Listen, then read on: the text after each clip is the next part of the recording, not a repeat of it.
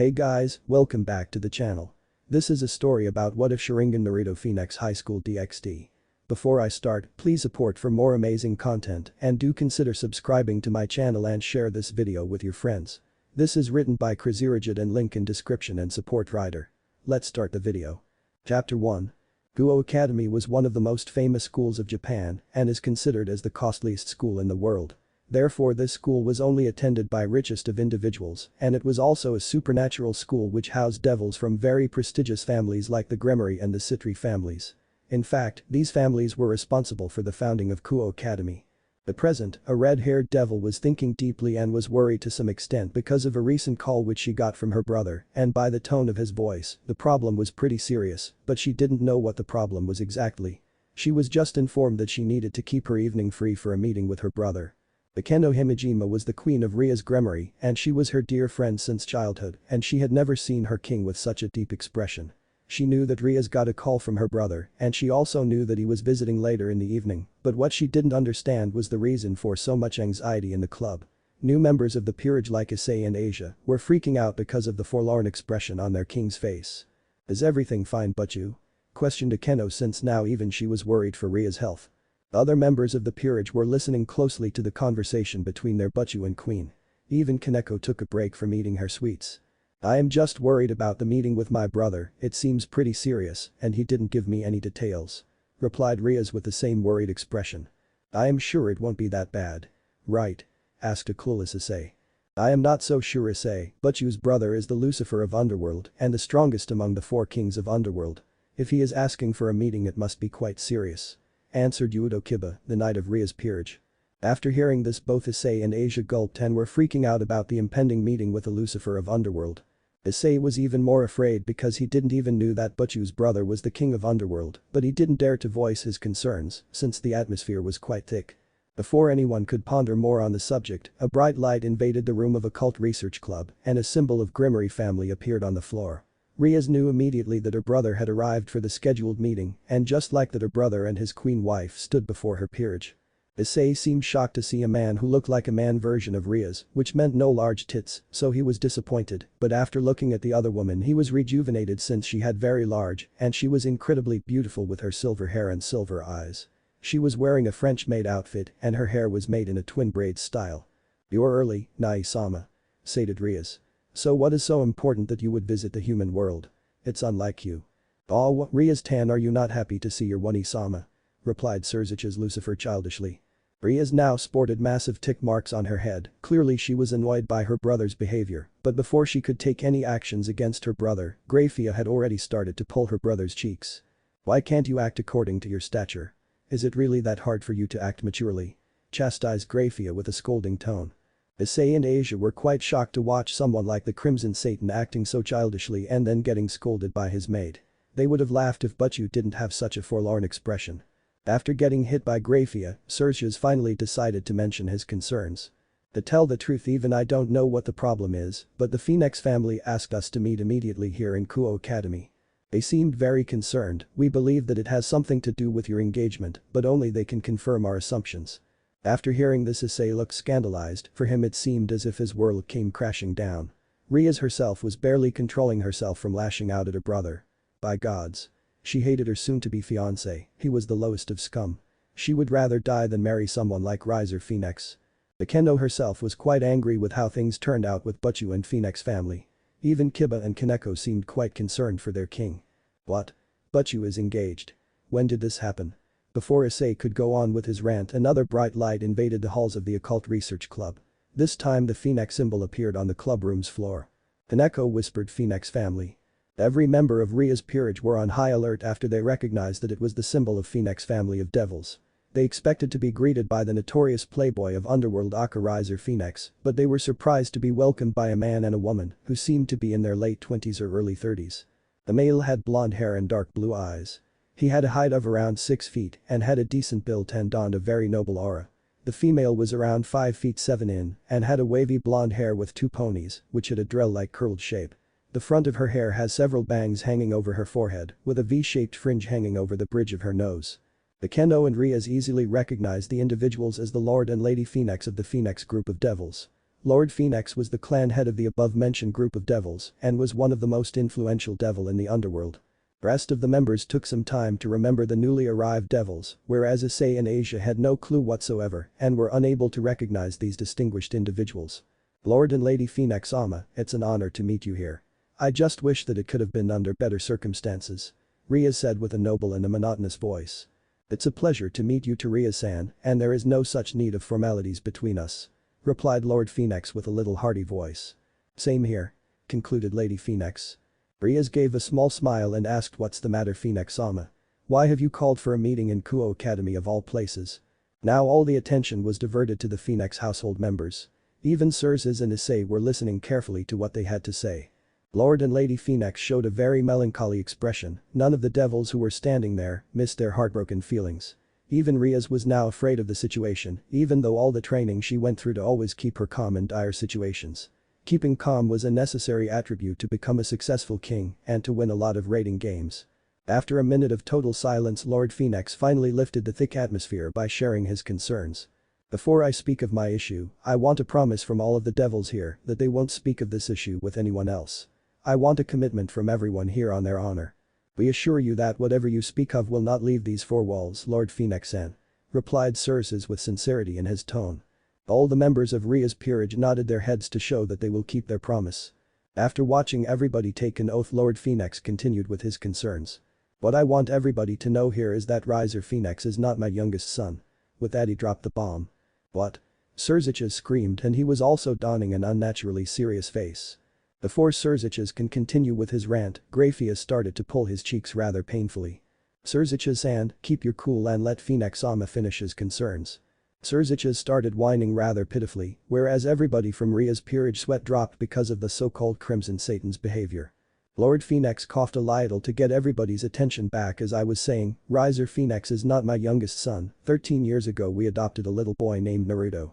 He was only 3 years old at that time, but when he turned 6 he just disappeared. By this time Lady Phenex was openly sporting tears, clearly she was worried for her son. After watching his wife in that state Lord Phenex couldn't control himself and went to provide some support for his wife. He just gave us a letter describing that he had something important to do, that he wanted to get strong, and then he disappeared with his evil pieces, just like that. We spent a lot of resources trying to find him, but it was as if he disappeared from the three worlds itself. We had every reason to believe that he was killed by someone on his travel. Continued Lady Phenex. Cersei and Grafia now had a little idea of their problem, now they understood their pain a little cause there was no way they could understand fully the pain of losing a son. Everybody donned very sad faces, even Rias felt sorry for them, even though they were the one responsible for her impending engagement with that scum of a devil Riser Phenex, but they were not the only one to blame for this, her parents were equally responsible for this mess. But after 10 years we finally got an info from a reliable source that he was alive and well. Lady Phenex finally showed some relief on her face. Rias was glad for the Phenex family, but what she didn't understand was how she was related to this giant mess. I am glad for you Lady Phenex-sama, but how am I related to all this? Before Lady Phenex could answer Rias, Cersei interjected her, I believe I can answer that Lady Phenex-san, to put it simply Rias the contract between the Phenex and Gremory family, clearly stated that you would be married to the youngest son of the Phenex household, but since Riser is no longer the youngest son in the Phenex household, you can't be married to him. Rias was stunned after hearing her brother say that, in fact everyone in the peerage was stunned. Akeno and Kaneko were glad that their best friend Butchu wouldn't have to marry a scum like Riser. The red-haired buxom devil was so happy that she was congratulating herself and was literally dancing in her mind. However after some time the reality of the situation hit her hard, to tell the truth nothing had changed for her, now she was being married off to some other guy who she didn't even knew, and then there was also a possibility that he was even a greater scum than Riser. Although for now she was out of the harm's way that is why she decided to not voice her concerns at least for now. So let me guess you want us to get him back from whatever hole your son is hiding. Retorted Issei with a condescending tone. To put it simply, yes. Said Lord Phenex. So do you have photograph of your son? Asked Grafia maintaining her manners unlike someone. Yes, we do have one, but it's an old one when he was 6 years old. With that Lady Phenex gave a small photo to Grafia. Everybody looked at that photo and they saw a healthy kid with spiky blonde hair, he had bright blue eyes. He was wearing a black shirt and white short and was giving a peace sign with his fingers. Everybody had a single thought that this Naruto kid was incredibly cute when he was a kid. Finally, after Riaz observed that photo for some time, she said with a smile, even though he is adopted, he looks like a phoenix. To this both the parents gave a genuine smile and gave a small nod. So where is he? Pressed Crazyrajat, he was getting impatient, he really wanted to meet this kid. Well, we believe that he is in Vatican City. With that, Lord Phoenix dropped another bomb. Everybody had single thought. You got to be shitting me. Chapter 2. Vatican City is the smallest country in the world, with only an area of 44 hectares and with a population of meager 842. This holy city is ruled by the Bishop of Rome, who is also known as the Pope to the public and the believers in biblical God. All this is common knowledge and anybody can find it on the internet, but what everybody doesn't know is that it is the main base for the holy or celestial beings, commonly known as angels, so it is right to say that any devil or fallen angel who steps in these holy grounds are as good as dead. However, all these threats on life didn't matter to someone who had seen far worse in his life and has survived and flourished in even harsher environments. These kind of people were very less in the three factions, and Naruto Phoenix was one amongst them. In fact, he was the best amongst them. At present, Naruto was deep underground in the Sistine Chapel. These were one of the many bases from where he operated and provided safe haven to his peerage. Since who would think that they would find their enemies in their home turf right below their nose? Anyways, it would be unbelievable that someone had a secret base right under the Pope's residence, which is the Sistine Chapel in the Vatican City. Naruto was only wearing an Anbu black pant with arm guards and was destroying dummies with his taijutsu katas and was not using any chakra to power his punches and kicks. If anyone would have seen him, then they would have seen his hands blur when he punched each dummies with such precision that even an archer might feel jealous. He defined the definition calm when he did his daily workout, but today he was anything but calm. Memories of his past still haunted him. You are my living legacy. Naruto used chakra this time, and he moved so fast that he was a blur and all the dummies broke apart behind him. He was finally done with his taijutsu training, but then he donned a very somber face instead of being happy for achieving his goal. He could still remember his brother's sacrifice, his last words. You are my living legacy. Flashback. Madara and Kagaya were finally defeated after a battle which lasted 3 days, but this battle which he was fighting right now was the toughest one, because now at this moment he was fighting his brother in everything but blood. He knew that it was their destiny to fight to death, since they were the descendants of Hagoromo's 2 sons, Indra and Ashura.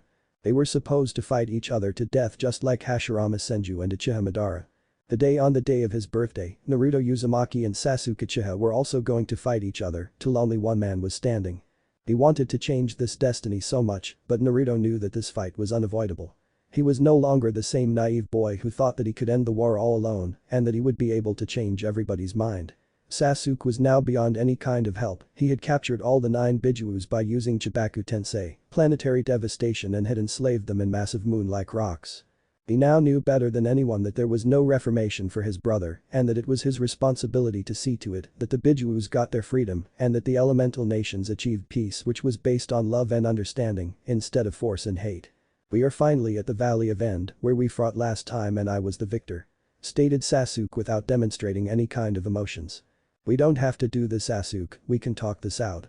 Naruto insisted with clear desperation in his being, but even he knew that they were way past talking. There is nothing to talk about, we will settle it with our fists. Naruto gritted his teeth, then have it your way. But that they charged at each other to settle things for once and for all. Flashback end. Naruto was now doing Salmon's ladder in his base. This was the last part of his today's workout and was one of the toughest exercise in the world for humans, but he wasn't thinking about his training or all the sweat which was present in his body due to his intense workout. The only thing which he could think about was his 13-year-old battle with Sasuke and its dire consequences. You are my living legacy.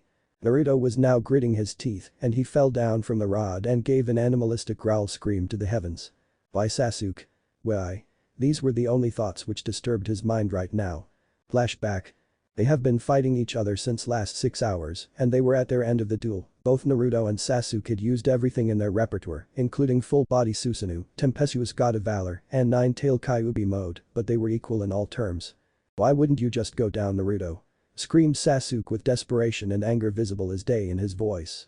Sasuke was in a terrible state, his white shirt was completely damaged and he was punctured in his left shoulder by highly pressurized water from one of Naruto's jutsu, which he was sure that he got it as a gift from Nidaime Hokage before he passed on from his Edo Tensei form, Impure World Resurrection. He also sported some chakra burns from his opponent's pure chakra-based attacks. I can't go down, not after reaching this far. We are now so close to peace, I can see it. Naruto gave a grin with so much confidence that it could have moved mountains.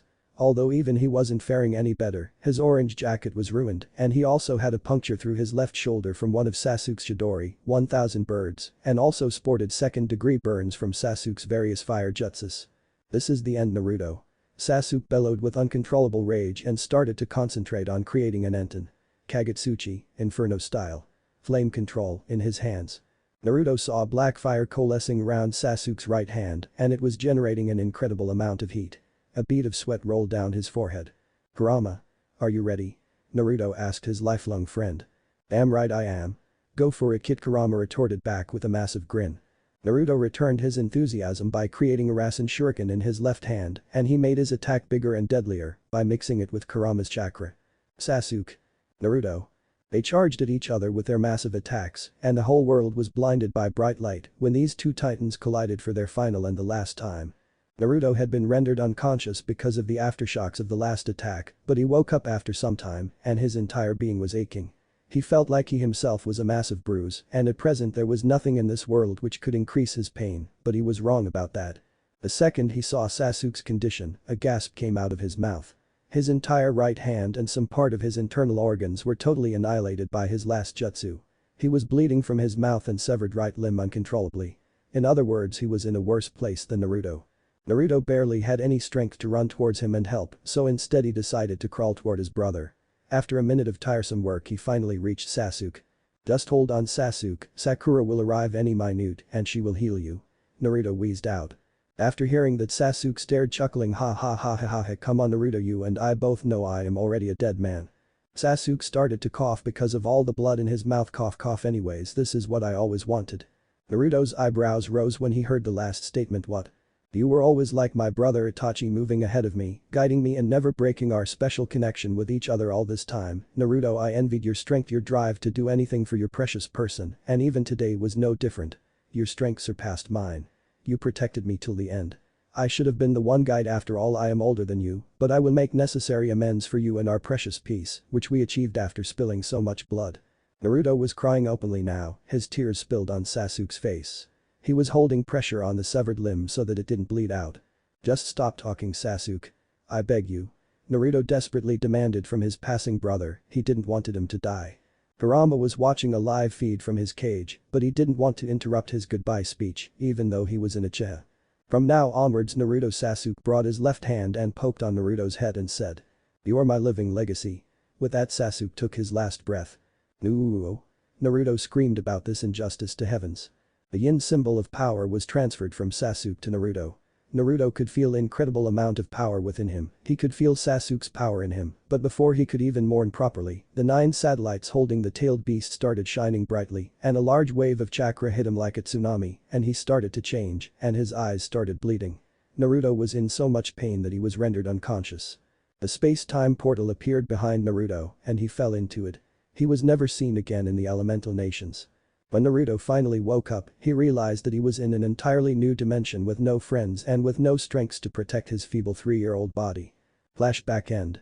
After relieving his greatest nightmare, Naruto had some stray tears on his cheeks, but after 10 years of isolation, Naruto had finally understood why Sasuke chose to give him his powers in the end. "You wanted to keep your younger brother safe. Didn't you?" Naruto voiced himself. He closed his eyes and whispered with a smile, "Thank you for everything, Sasuke." Then Naruto opened his eyes, but instead of having his original bright blue eyes, these eyes were crimson in color and had 3 tomo circling over a central pupil. These eyes were the legendary taijutsu known as the Sharingan, the copy we lie. Few hours earlier. Crazyrajat was unnaturally serious for the first time in his life and he had every reason to be serious since they were going to infiltrate the Vatican City. The main base for the soldiers of God, Aka Angels. He was sitting in a chair while all the rest of the devils, including the Rias Peerage and Phenex household matrons, were sitting in a circle around the Satan King and were staring at the map of the Vatican City. Crazyrajat pointed at the outer boundaries of the Vatican City and said Vatican City is a fortress with high security, but even after all the security against devils, it's not impenetrable. Everyone were listening to him attentively. "The first line of protection which we have to overcome is the walls which surround the entirety of the Vatican City, hence the name fortress for the holy city. Our sources say that Naruto's base is just below the Sistine Chapel." Crazyrajat asserted the word Sistine Chapel. This time everybody who knew about the Sistine Chapel raised their eyebrows, which included Riaz, Akeno and Asia Argento. This is crazy, Nai-san. Sistine Chapel is the residence of the Pope, it's always protected by a legion of angels, and hence it can't be breached. Crazyrajat raised his right hand to stop his sister's rant, and it had an immediate effect. If it was any other day then it would have been true, but the Vatican City is going under a process called papal conclave. Issei was getting frustrated by the minute, he hated this tense atmosphere, and he didn't even understood anything which Ria's brother was spouting. What is Papa Concave? Everybody's sweat dropped. You really need some help, thought Riaz, but then she decided to answer his question. Papal conclave is the process by which a new pope is selected when the previous ones die or resigns from their position. Ooh, that's the only thing which Issei could say since general knowledge wasn't his forte. According to the rules, during this time the chapel could only be attended by Christian cardinals, who are responsible for the selection of the new Bishop of Rome, aka the Pope. So we will be able to get through the second line of defense, but how are we going to get through the walls, which will surely be made out of condensed holy energy, and we will also be not able to use our demonic energy, since they will surely sense it. Akeno pointed the problems out with an inquisitive expression. Grafia gave a small smile and said, that's very perspective of you. We have already made preparations to overcome that problem. We have borrowed a device from Ijuka-san by which we will be able to hide your energy signature, and he also has a contact inside the Vatican City who will help you to teleport inside the Vatican City without any problems. Concluded Crazyrajat with a genuine smile. We can't let a big group of devils to infiltrate the holy city, the group should be highly talented and small at the same time. Lord Phenex addressed his concerns for the first time. Crazyrajat started to rub his chin and said, you are right, that is why it will only be a group of 5, which will include my sister, Akeno-san, and the security, then my pawn Beol-san and Queen Grafia-san. I am glad that you are being generous enough to join your peerage in this mission, I am really thankful. Lord Phenex gave a genuine smile. Crazyrajat took out some bracelets and gave it to Riaz, Akeno, Icy and Grafia, these bracelets will conceal your energy, wear it right now. All of them followed his instructions immediately. All of you should proceed to Vatican City immediately, since papal conclave has already started. Beolf will join you later. Your mission is to retrieve Naruto Phenex alive by any means possible. This is my chance to get rid of Rizer for once and for all, Riaz thought with a determined face. All the members of the mission walked to Grafia and a teleportation circle arrived below their feet and they disappeared from the room of Occult Research Club. Below Sistine Chapel. Naruto was already done with his training, now he was just sitting in the lotus position to meditate and control his vast amount of chakra and magic. His chakra was unlimited, but his magic still needed a lot of work, even though he had very high reserves somewhere around low-level Satan King like Seraphol Leviathan, it would still take some time before he would reach the level of Crazyrajat's Lucifer. In the past decade his biggest achievement was in the field of chakra, after receiving the yin element from Sasuke, his chakra control was easily around the level of Hagoromo or even Kagaya herself. The biggest benefit of having both the yin and yang release were the easier access to bloodlines of elemental nations, and it also made mastering those elements faster. His peerage was also incredibly helpful for his training, without them he wouldn't have achieved so much in just a span of 10 years. He was trying to understand magic, but he still needed some professional help in this field. He also needed to contact his peerage as soon as he was out of Vatican City, they had just completed their missions, and he also wanted to introduce his queen to the rest of his peerage, since she was new on the team. While he was still pondering about his new duties, he suddenly felt someone intruding his base. My base has been infiltrated by some devils, Naruto mused, but then he gave a massive shit-eating grin. This is getting rather fun, and I also wanted to try some new techniques. He knew that within minutes they would be here, so he wore his white long-sleeved shirt with the symbol of Phenex clan on his back. His shirt was open to show a large amount of his chiseled chest. He also wore a blue cloth over his black pant, which was then tied to blue rope-like belt, and put his sword of Kusanagi attached to his back, using the very same rope. He also wore his black Anbu-style boots. In other words, he donned the exact same look of his brother, and he also wanted to look presentable when his guests came to greet him. Therefore there was not a way in hell he was wearing orange. They are already here, thought Naruto. As soon as the thought came to his mind, the wall in front of his training room blasted and a man in his mid-20s with brown hair presented himself. He was little too bulky. Naruto knew that he was Beol from Lucifer's peerage. This is going to be a lot of fun, what can he say? He was really bored. A few minutes earlier. The group of devils had met with Beolf, who was already there in Vatican. As soon as the introductions were done, they decided to head for Sistine Chapel. Things were going great until they entered the base of this mysterious boy known as Naruto Phenex. The base was a fucking maze, it was difficult to maintain a sense of direction. It was only because of Graphia's amazing sensing ability that they were able to maintain their course. It was absolutely necessary that they were out of this hellhole before an hour, because as soon as papal conclave was over this chapel would be flooded by angels. I found him, we have to be cautious because there is every possibility that he has already sensed us. Graphia mentioned with a stern tone, making the others in the group flinch. He shouldn't be much trouble, he is the same age as Butchu-san, I am pretty sure that all of us can take us. Icy suggested with a grin. Graphia's eyes narrowed and she gave a scathing glare to Issei, we know nothing about him, it's best to not underestimate him. Understood. She is scary, Issei nodded his head as fast as he can. Rias and Akeno heard the conversation and couldn't help but feel pity for the poor guy, whereas Beowulf just snickered. Graphia was in an absolute bad mood, the reason was not Issei, but it was the runaway son of the Phenex family. She sensed his magical power and it was humongous, it possibly matched or surpassed hers. This is just not possible, he is just a boy, he shouldn't have such scary magical power. Graphia now donned a big frown. Beowulf saw Graphia frown and he thought, what is the big deal, Graphia? A Phoenix shouldn't make you worry this much. He is right behind that wall. She pointed the wall to Beowulf. Beowulf gave a massive grin and charged his right hand with demonic energy and charged at the wall. Hole in the wall. The entire wall came crashing down. Rias, Akeno and rest of the group followed the brown-haired man. Beowulf-san has insane strength and he is not even a rook. Issei whimpered after watching the crazy demonstration. As soon as Rias, Akeno and Graphia saw the person standing in front of them, they sported a massive blush. After 10 years Naruto had become incredibly handsome, his hair was messy and had 2 bangs of hair reaching his narrow jaw, but at the same time it suited him amazingly. His body was well muscled and looked as if it was made by marble and also had well-defined 6-pack abs. He didn't even hide those sexy abs.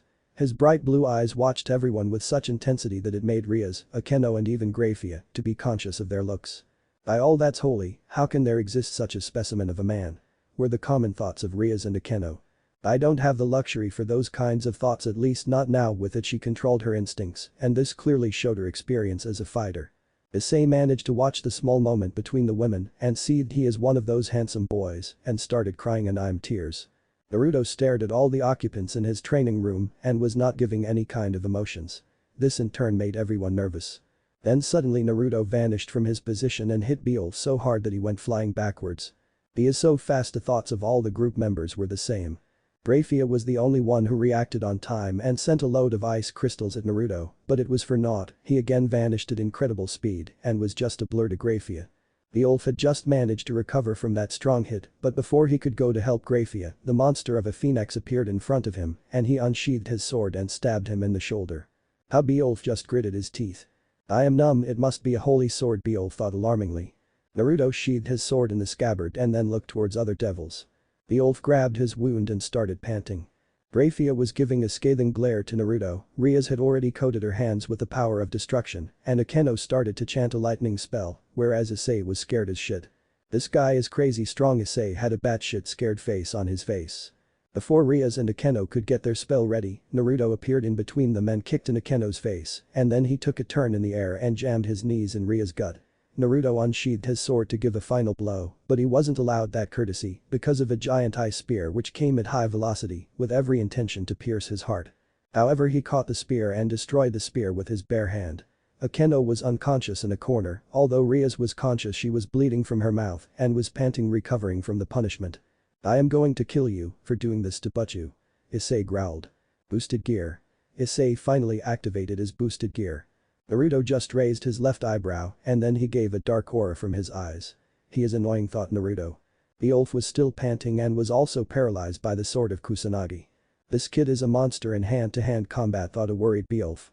This mission was a simple retrieval, even though the target was to be retrieved from Vatican City, he never expected to get his ass kicked so soundly. He was powerless for the next precious few minutes. Graphia was just watching the fight right now and wanted to see how the Sekiryuite performed against Naruto.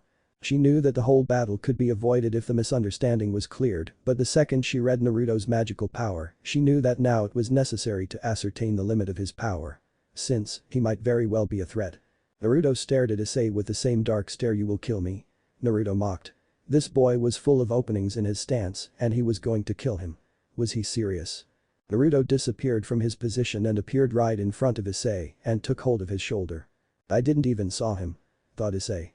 Even though Naruto was holding Issei's shoulder, he wasn't even looking at him, instead his eyes were focused on Graphia. "All this time you were alive on my whim, now I will take your life at my whim," said Naruto without any emotions, and he unsheathed his sword from his scabbard. Ria's eye widened when he heard her supposed future husband say that. She ran towards Issei with all her strength. "I am not going to make it on time," thought a scared and panicked Rias. She didn't want to lose her pawn and friend. Issei couldn't do anything, he flinched because of the fear to die.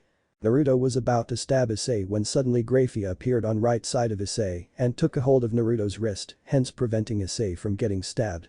Naruto was a little surprised to see her move that fast, she didn't seem like a speed-oriented devil. Graphia never used that kind of speed since it put a heavy strain on her body and she was not a knight but a queen with large magic reserves. She couldn't use her magic in such an enclosed space. Rias thanked heavens for the timely interference of her sister-in-law. "That's enough, Naruto Phenex-san, we are not here to fight, instead we are here to take you back home, to your parents," informed Graphia with a cool mind. Naruto's eyes narrowed and he said, "You should have said so sooner, then this fight could have been avoided." "I am sorry," she said with same cool tone and released his wrist. "Let's get out of here before the papal conclave ends," Graphia commanded with a stern tone. The Ulf had finally managed to get rid of his paralysis and then he went to fetch Akeno, who was still unconscious. Rias was glaring at Naruto's back with so much hate that he would have vaporized if a glare could be lethal, whereas Issei was so scared that he was sure that he will be getting nightmares about today's day for a week. Finally, everybody grouped in front of the teleportation circle which Graphia created and vanished from the Vatican City. The retrieval mission of Naruto Phenex was a success. Chapter 3. Crazyrajat had been waiting in the occult research club with the Phenex Patriarch for over 3 hours, and to tell the truth, all of them were getting worried for their friends and the success of the mission in general. The stakes were high, and there was a possibility that if the complications were not handled delicately, then it would cause an international incident with disastrous consequences. Even though it was just a retrieval mission, there was a possibility of things going south because of the numerous variables in play. Remaining members of Ria's peerage realized that, hence they were constantly fidgeting and were clearly worried for their fellow members of the peerage. They had every right to worry about them, since the retrieval of the package was supposed to happen in the Vatican City, which is the main base of angels, the nemesis of devils. Crazyrajat had sent 2 of his peerage members to see to it that the mission went without a hitch. It shouldn't be taking this long for Graphia for just a retrieval mission of a 16-year-old devil who is only adopted by the Phoenix's mused a worried Crimson Satan Lucifer. At best he should be a high-class devil, and someone like Graphia and Beowulf can easily take care of someone of that caliber if they prove to be a trouble. Crimson Satan mused further. Crazyrajat narrowed his eyes and gave a side glare to the unaware Lord Phenex. Maybe he is hiding something about his son. There must be something special about him, or else why adopt him? Lord and Lady Phenex were also getting incredibly worried about their son's health. Unlike their other children, Naruto had not received any kind formal training from their family, and he was holed up in a place which was very hostile for any devil. They also had so many questions for him, and they expected an answer. What kind of son just leaves one day without leaving any kind of good explanation? Definitely not a good one. They already had a disappointment for a son in Riser Phenex. He was way too arrogant and had every possible bad habit a juvenile can have. After a heart-wrenching gap of time, a bright light invaded the room of the occult research club and a teleportation circle of the Grimmery family appeared on the floor to reveal the face of 5 members who were responsible for the retrieval of Naruto Phenex, who were accompanied by our very own blonde hero. Crazyrajat's worried expression instantly turned into a frown when he saw the state of his family peerage members. In layman's term, everybody except Graphia looked like shit. What the fuck happened? Even the rest of the members of Ria's peerage were alarmed after watching the terrible condition of their king and queen, but before they could run towards them and help them, Crazyrajat stopped them with a glare. All of them got the message. It was not the time to let emotions control you. The second Lady Phenex saw Naruto, she ran towards him and gave him a tight slap on his right cheek and then hugged the life out of him. She was crying tears of happiness. Finally, after a decade, her son was returned back to her. For her, this was the happiest day. Nobody dared to interrupt them, not even Crazyrajat. Even he knew not to poke the mama bear. "I missed you too, Ka-san," Naruto replied with a true smile. He was glad to be home. "You have grown a lot. When I first met you, you were like only 2.5 feet, but now you are easily around 6 feet in height," Lady Phenex said with pride. "I guess thanks for the compliment," Naruto said with a sweat drop. Rias watched the scene, and even she felt little sad for Lady Phenex, and she also got to see Naruto in a new light. At present he didn't seem like a guy who almost killed everyone on her peerage just a few minutes ago. It was like he was able to turn his emotions on and off like a switch. That thought scared her even more. He was acting like a killing machine back in Vatican City when he was beating the crap out of them, now he was a loving son. Rias gritted her teeth when she remembered her shameful defeat at the hands of Naruto. He took her down with a single hit and then proceeded to take down the rest of her peerage within seconds right in front of her eyes. She started to clench her fist so hard that it turned white. I was unable to do anything against him. Issei was also lost to melancholy and his own powerlessness, whereas Akeno was still unconscious. Lord Phenex gave a nod to Naruto, which meant welcome back. Naruto returned the nod back and went to his father to have a little chat with him. After few minutes of small talk between father and son, Crazyrajat donned a smile to cover his own restlessness and interrupted them and said. Naruto-kun, would you mind to go to another room with Ria's peerage? I would like to have some talk with your parents here. Crazyrajat made it sound like a request, but in fact it was an order. He also said it loud enough for everyone to hear it. Ria's and her peerage had already started moving into other room. Naruto always got annoyed when someone gave him any orders. He wasn't the type to follow orders, but he didn't want to cause any more troubles. He was already in deep shit with the beating he gave to his retrieval team. That is why he complied. After 2 minutes there were only the Phoenix patriarchs, Crazyrajat, and his peerage were also present in the occult research club room. What do you want to talk about, Crazyrajat-san? I still have to ask so many things from my son. Retorted Lord Phenex, who clearly didn't want to have this conversation. Crazyrajat asked with a strict tone, why did you adopt Naruto-kun, Phenex-san? Adoption rarely ever happens in a family as powerful as yours, in fact it is frowned upon. Both Lord and Lady Phenex got incredibly nervous after Crazyrajat asked the question, and they knew he was not going to budge until he got a satisfactory answer. After some time they collected themselves and said, when we first met him he was bleeding incredibly and was unconscious in our garden. We thought that he was going to die, but then miraculously his wounds started healing rapidly right in front of us like a phoenix, and he also looked so much like a phoenix that we couldn't ignore it. Lord Phenex concluded with a sigh. After he woke up we questioned him about his wounds, but he never told us anything. The boy was too traumatized to say anything about the unfortunate incident. Added Lord Phenex. Then we adopted him into our family and we were also in great need of a strong son. For us it was like heavens were being merciful. We have lots of hope for him. Said Lady Phenex with a calm tone, but everyone could see the fire in her eyes. Clearly, your son is strong, he managed to harm so many of our people, including my king's pawn and sister. Grayfear replied with a chilly tone. That is not possible, he received no kind of formal education or training from our family, he shouldn't be strong enough to defeat a group of devils with such a promising future. Lady Phenex pressed since the logic was found. Lord Phenex was now petting his chin and was trying to make sense of the situation since it was deteriorating by the second. Something might have happened to Naruto during his self-imposed exile. Before we make any kind of conclusions, I and Beowulf would like to debrief the mission, it will make the situation clear which will allow us to get to a rational decision. Suggested Grayfia with her usual stern-made mode. Grayfia and Beowulf started to explain things which occurred in their last mission. Phenex matron and Crazyrajat first listened out in curiosity and then their eyebrows shot up because of astonishment on the young Phoenix's accomplishment. You got to be kidding me. Grayfia. Do you mean to say that he was able to defeat an entire group of devils by himself? Crazyrajat asked with his jaw hanging on the ground. All facts pointed that he shouldn't be this powerful. This raised even more questions. Crazyrajat thought that some angels might have interfered for this much damage to happen, but clearly that was not the case. Even Lord and Lady Phenex were left speechless. They only had one thought, what have you been doing for the last 10 years, Naruto-kun? He was able to take us down systematically by using only his physical prowess and his holy sword. I believe he was using the legendary Kusanagi. That in itself raises lot of alarms.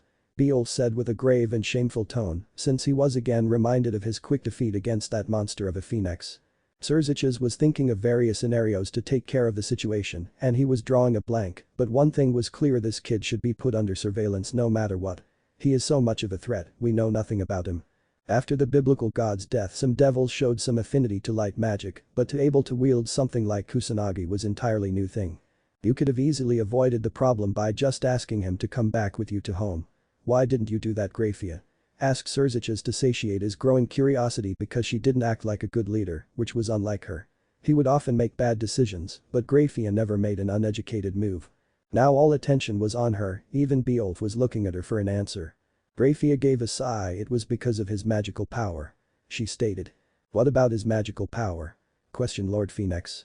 It was humongous, maybe even greater than mine, which easily puts him in the low Satan level, so the second I sensed such massive reserves, the mission was no longer just a retrieval, but this mission gained another objective, which was to gather intelligence on our target.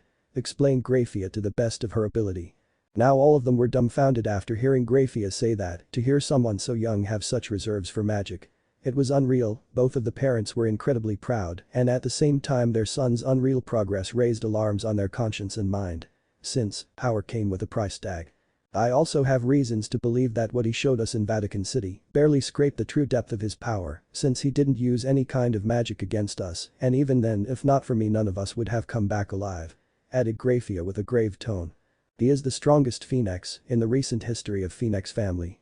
He is stronger than Phenex's oldest son Ruval Phenex. One thing which I am absolutely sure of his immense physical capabilities which he demonstrated in our fight. To tell the truth it was more of a massacre than a fight. Said Beowulf with a shame clearly visible in his voice. We also don't have any idea of the identity of his peerage members. Added Beowulf since he was pretty sure this Naruto kid's companions were anything but powerful. Crazyrajat and Grafia were now thinking of all the changes the Phenex's youngest son would bring, and they didn't like it. Naruto was a variable of which they had no idea whatsoever. Everything about him was shrouded in a veil of mystery, and whatever they were able to procure about him were made on half-reliable facts. This made them uneasy. The parents of Naruto were glad for his achievements in last decade. At present they didn't care about anything since after a long time their son was home. That's all mattered. They didn't want to think too much and ruin the joyous mood. Nevertheless their mood was ruined by Crazyrajat and his queen's next statement. Your firstborn son is soon going to be promoted to the ultimate class devil, and then suddenly you claim to have a younger son who appears donning the colors of Phenex proudly on his back. Said Crazyrajat with a suspicious undertone.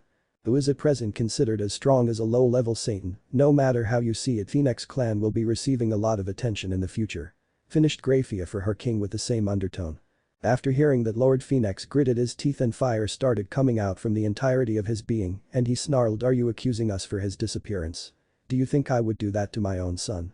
Banish him and tell him not to return until he is strong enough. Even Lady Phenex's eyes were now as cold as ice. How dare he insinuate something like that? Crazyrajat brought both of his hand in upright position to show that he surrendered and didn't mean any disrespect by bringing his thoughts into open. I mean no such thing, Phenex-san, but you have to agree that Phenex and your son's timing appear suspicious and other families might feel threatened by it. They might take actions which might be unsavory. After hearing Crazyrajat say that he calmed down, but the atmosphere was still tense in the occult research club. Crazyrajat really didn't mean any harm, but he had to be sure about some things since this man was going to marry his baby sister, and as far as first impressions go, Naruto really didn't get any points for that from Riaz. At present Riaz might hate Naruto more than Rizer for nearly killing her pawn. Naruto didn't just try to kill Issei, but he went further and humiliated him. Riaz considered her peerage a part of her family, and to nearly lose Issei to her so-called future husband might have really shook her core. What a mess has this turned out to be? Thought Crazyrajat. Maybe we can talk to the man himself later, this will clear most of the misconceptions. Suggested Lord Phenex. He really wanted to be just done with this mess. Crazyrajat nodded his head, clearly taking a liking to the idea. Talking might clear things in this situation. Meanwhile in the other room of the club. Naruto followed the rest of the Riaz peerage to the room next to Occult Research Club. All of the peerage members were looking at him with suspicion, even a small blonde girl was glaring at him, but it looked more cute than intimidating. The blonde girl started healing everybody with her sacred gear Twilight Healing. She started healing with Akeno who was unconscious and according to Naruto was on the verge of waking up because of the moans she was making. Her sacred gear is interesting though Naruto for a moment. Riaz was trying her best to ignore Naruto since she didn't know how she felt about him. With his parents he acted like a decent being, but when he was fighting he didn't show any kind of emotion. It was as if nothing mattered. She didn't want to admit it, but she was scared of him. He wasn't normal even by their standards. Naruto knew that he had to clear some things with Riaz or else they will get worse with time. In other words, he decided to apologize for kicking their ass back in Vatican City. Riaz-san, can we talk for a minute? I need to resolve some matters with you and your peerage for that matter. Asked Naruto with a kind smile. He didn't want to intimidate her, it will bring no benefits whatsoever. Riaz turned around and stared at Naruto right into his eyes and said with a chilly tone, I am listening. Akeno had already woken up after getting healed by Asia, and now Issei was also watching the proceedings with great interest. I don't want to delay this, but I am sorry for hurting you and your peerage back in my base. I thought you were an enemy and I did what I had to do to defend myself. Naruto said sincerely. Riaz gritted her teeth and said you could have easily subdued us, but you came with the intent to kill. If not for Grafia all of us would have died because of you. Issei also agreed with Butchu with this one, he could have easily subdued us. Butchu is right, someone like you could have easily subdued us. Why come up with the intent to kill? She and her peerage are incredibly annoying. My patience is running thin, thought Naruto with barely restraining anger, but he decided to endure. He was no longer the boy who made decisions based on his emotions. He was taught better by his teachers. First of all, if I came at you with the intent to kill, none of you would have been alive except Graphia. She is strong but not strong enough to protect you and fight me at the same time, Naruto said with a calm tone. Issei also got angry on the last statement, but not because of Naruto, it was him and his own powerlessness to do anything against him. He clenched his fist so hard that his hands turned white. He still remembered how Naruto destroyed him, it was like he was playing around. Even though he wasn't going to make his apologizing any easy. You did try to kill me with your sword, mentioned Issei with an accusing tone. Now everybody were looking at Naruto for an answer. I didn't try to kill you, Sekiryuite, I was just going to maim you. At best you would have lost a limb or two, then I would have tortured you for some answers. Replied Naruto with a sheepish expression.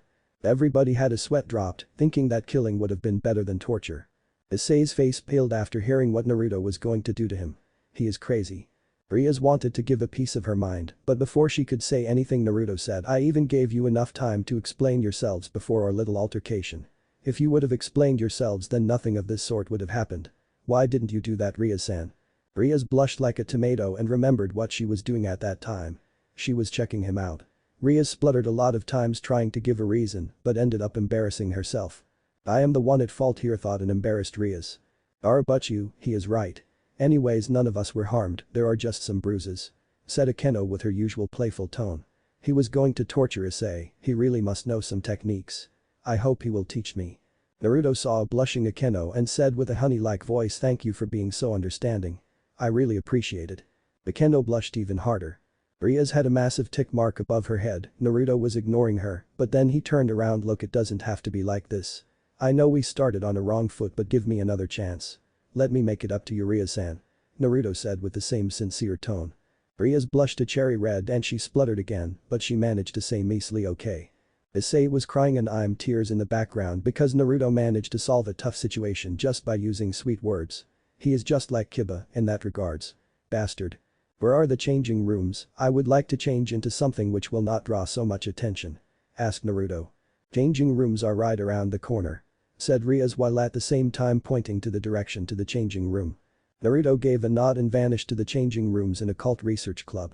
After some time, Crazyrajat and the Phenex matrons entered the room of the younger devils, followed by the members of the Crazyrajat's peerage, which included Graphia and Beowulf. Where is Naruto-kun? Asked Lady Phenex. Before Rias could answer her, Naruto voiced himself from Crazyrajat's back. I am right here, Ka-san. Replied Naruto with a cherry tone. Naruto was wearing a white shirt with wrinkle-free black pants, and he was also wearing a black blazer which looked incredibly good on him. He kept two of the shirt's buttons open to show a little of his well-sculpted chest. Rias and Akeno immediately blushed after watching him in such a formal attire.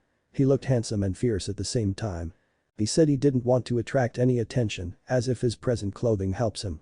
Thought Rias with her still furious blush. Crazyrajat's thought were running on an entire opposite direction as compared to Rias.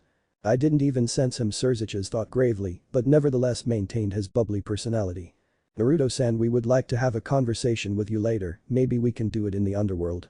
Naruto gave a nod. I would like that, it's about time that I returned back to my home. I want to feel her very beating heart.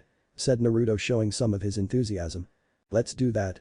Lord Phenex clapped his hands and a teleportation circle of the Phenex family appeared beneath the feet of Naruto and Crazyrajat's peerage and they vanished from the Occult Research Club, leaving only Rias and her peerage.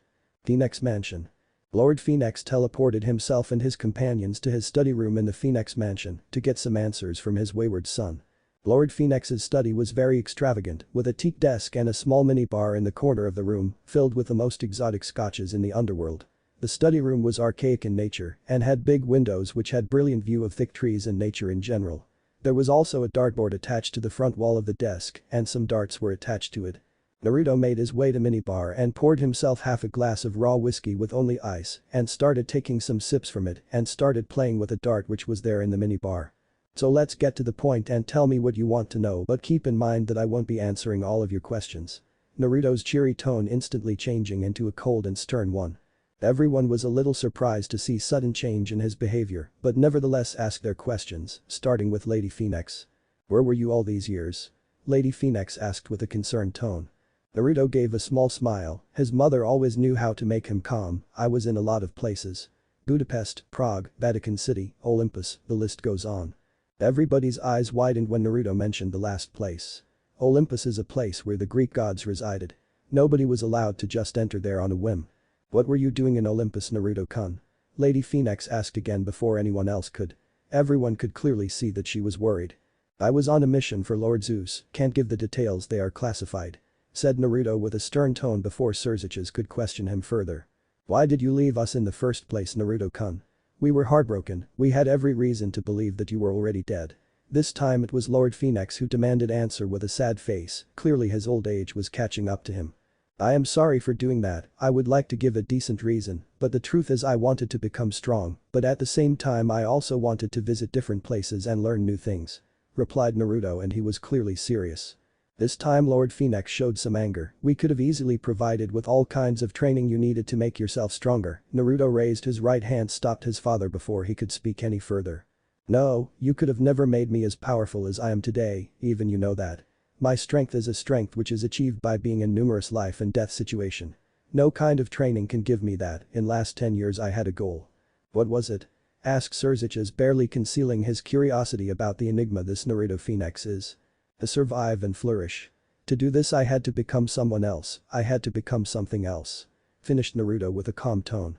The only reason I survived this endeavor was because of you two. Naruto points at his parents, you both gave me the strength because I knew that you both loved me and no matter how much of a trouble I am in, I always had a place to return back to. My home. By this point even Naruto had some stray tears rolling down his cheek. Lady Phoenix ran to her son and gave him a huge hug. Lord Phoenix also followed his wife and also gave him a hug. You're home now, said the parents of Naruto together. What a brave boy. Doing something like this takes strength. No wonder he is so powerful in such young age. These were the similar thoughts which were running in both Crazyrajat and his queen. Chapter 4. In the room of a cult research club, two individuals were having a fierce match of chess, trying to outclass each other well, at least one of them was trying to put a fierce match. Sona frowned after watching her childhood friend not paying enough attention to the game. Clearly, she is bothered by something, thought Sona with a frown marring her face. Sona was a young bespectacled woman in her late teens with a slim figure, black hair styled in a short bob cut and deep violet eyes, which seemed to penetrate a person's being. She was also the third most popular girl in the Kuo Academy after Rias and Akeno Himejima. Sona was popular for being the president of the student council in Kuo Academy, but in Underworld she was known as the heiress to the Citri family, who were one of the most powerful family in the Underworld. They had the designation of prince in the Underworld. Checkmate. Declared Sona, but without her usual enthusiasm for defeating her childhood friend. Rias, after her humiliating defeat, finally came to her senses and frowned to show her displeasure that was rather quick. Maybe I am having a lousy day. Sona was now getting frustrated by her friend's clumsy behavior and decided to do something about it. Is it Naruto Phoenix-san who is eating your mind right now? Asked Sona with a raised eyebrow. Ria's eye widened and she comically pointed at her friend and asked her rather loudly, how do you know about him? It's hard to not know about him. You might not be informed about this, but at present all the attention is concentrated on the Phoenix family. Their oldest son is going to be promoted to the ultimate class devil, and then rumors of their youngest son to be as strong as a Satan is going around, and finally I heard from my sister about your impending engagement with Naruto-san. Do you want to talk about it? Sona asked the last part wryly, since she wasn't sure that whether she would be of any help to Rias. She wasn't exactly known for relationship advice, in fact she might be the worst person to talk about it. I am so glad that you asked, to tell the truth I am happy that I got rid of my engagement with Riser. Sona gave a nod and encouraged her to continue. But I am not sure how I feel about Naruto-san. You should have seen him, Sona. When I first met him we got into an altercation and then he proceeded to take down my brother's pawn and took down the entirety of my peerage within seconds like we didn't even matter. Said Rias with a worried expression. It was hard for her to forget those eyes when Naruto attacked them. They had no emotions in them whatsoever, they were chips of ice, so cold that they would freeze the underworld in a moment's notice. Sona raised an eyebrow when she heard her friend talk about Naruto Phoenix. She didn't know that Rias was responsible for the retrieval of Naruto Phoenix. So, he is really that strong despite being the same age as us. I didn't quite believe my sister when she said that. Sona thought with a frown. Rias decided to continue from where she left off. Then when he met his parents, he was so soft and caring, I could see it in his eyes that he really loved them and he wanted to protect them no matter what happened. In the end I am still not sure whether I want to spend the rest of my life with him. Everything about him is a mystery. Sona closed her eyes and started contemplating about the situation to help her friend and rival. I also have a meeting to attend today with the Phenex family. They want to renegotiate the terms of marriage with the Gremory family. Personally, I would rather not get married until I get to know the other participant better," concluded Riaz with a sigh. After looking into the situation, Sona gave a smirk to Riaz. "Last time when your marriage with Rizer was announced, you were downright enraged, but this time you are too calm. Do you have some sort of crush on Naruto-san?" Ria's face turned cherry red after her friend's accusation. She spluttered for a few seconds but was not able to say anything. Sona just gave a small mirthful chuckle for her friend's misfortune, whereas Riaz just glared at her childhood friend. Before the fight between them could escalate any further, Akeno made her presence known. She arrived using a teleportation circle. The preparations are done, we can move out to the Phenex mansion for the meeting. It would be better if we move out as soon as we can," Akeno said with a serious voice. Riaz gave a stiff nod which meant that she agreed with Akeno. Sona just gave an understanding sigh. "All the best, Riaz. I hope that the meeting is fortunate for you." Riaz just nodded back and disappeared with her queen from the occult research club using a teleportation circle. Somewhere in London. In an underground tavern in London, a bar fight was going on between two individuals who were fighting topless. One of them was a bald man with buffed muscles, and he had a huge figure somewhere around 6 feet 7 inches, and another man had blonde hair with well-defined chest and abs, but he didn't look as intimidating as the earlier mentioned person. In fact, he was rather lean and good-looking, but didn't seem like a guy who could take a beating, yet here he was letting the other man hit him like crazy, while the blonde guy was just chuckling as if he didn't even felt the punches. He was none other than our favorite hero Naruto, who had tendency to piss other people off, namely the people who had bet on him losing. Rip his balls off. Kill that bastard. Beat a giant, you blonde bastard. Naruto was just smiling and was taking the beating, but then his eyes went towards a beautiful woman who was sitting in the bar while drinking a glass of wine while holding his shirt and blazer. The woman had beautiful green eyes and red hair which were tied into a pony using a maroon ribbon in a bow shape. She was wearing a Victorian-style dress which generally royal women wear for high-end parties. It did nothing to hide her figure. Naruto's eyes started to wander towards her assets which were neither too big nor too small. They were just perfect. She looked absolutely gorgeous and gentle, but she had no place in a rundown tavern. Heck, no woman should be present in a place like this, and above all Naruto knew the woman. This made it harder for him to concentrate. That momentary distraction cost Naruto, and he received a massive right hook from the bald Hulk to his face. However, Naruto managed to maintain his balance and didn't fall into the dirt, embarrassing himself. "He is going down," Naruto thought and gave a heated glare to his opponent. The woman made a gasp and stood up, but before she could do anything, Naruto gave a hard slap to the opponent's ears using both of his hands, and then his arms blurred and gave 2 punches to the Hulk right in his ribs, and then he proceeded to give a massive left hook to the unfortunate soul's jaw, which broke the second Naruto's fist made contact. Naruto wasn't done with his assault yet, then he made a backflip and kicked him right at his cranium, effectively shutting the enemy down. Everybody's jaw was hanging on the ground. All of the hits from the blonde man happened in a fraction of seconds. The very man who was getting his ass kicked just moments ago. Naruto made his way to the woman who was holding his shirt and blazer. Nobody dared to block his way. In fact, many of them were giving him the loathing respect which he deserved. Naruto came close to the woman with very little steps, and before the lady knew he was right in front of her, his face so close to her that a little push and their lips would collide.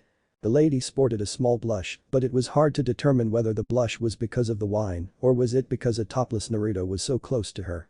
Naruto just gave a blank expression and then he snatched his shirt and blazer and started wearing them one by one so that he looked decent. Naruto, after wearing his clothing, gave a smile and said, "Why are you here, Akasha? You shouldn't be here in a place like this. It's dangerous, you know." Akasha gave a scathing glare to Naruto. "I am a Shinso vampire, I am pretty sure I can handle myself, and don't you dare to change the subject, Naruto. I was forced to come here after you cut any kind of contact between me, your own queen. I am supposed to be with you at all times." The now identified woman said the last part in a whisper. "You didn't even introduce the other members of your peerage to me," Akasha concluded out loud. Naruto just gave a sigh. He knew that the moment he made Akasha his queen, she was going to be left out of a lot of things since she wasn't like the other members of his peerage. All the other members were his previous comrades who he had fought together with in the 4th Great Shinobi War. Naruto enveloped Akasha in a hug and pulled her close. "I'm sorry for everything, Akasha, for not contacting you and leaving you. That wasn't right. You must have been worried. You are my queen, you are supposed to know everything about me. Don't you worry, Akasha, I will make this right." Naruto lied using honey-like words. It left a bad taste in his mouth, but there was not a way in hell that he was going to tell her everything about him. It would put him and the rest of his peerage in a great danger. He could never do that, but deep down he wished that he could talk about it deep down, he wished that he could talk about it to her, his queen Akasha Bloodriver. Akasha was stunned when she was suddenly enveloped in a hug from Naruto. As far as she knew, he wasn't the type to do these sort of things. He was always aloof and non-caring about things. Yet here she was hugged by Naruto. She had never been hugged like this in ages, especially not after that failed relationship with Issa. After a minute which felt like ages to Akasha, Naruto released her from his grip and gave a heartwarming smile, which brought a blush on Akasha's face. I need you to go to a meeting in the Phoenix Manor. Even I don't know what the meeting is about, but I will come sometime later. I have some work in Switzerland. Akasha gave a nod and then Naruto clapped his hands loudly. Akasha got teleported to Phoenix Manor as Naruto used a teleportation circle. Naruto used a spell that made other people lose their memories since he didn't want other people to know more about devils, especially seedy people of this tavern, and then he disappeared in a yellow flash to Switzerland.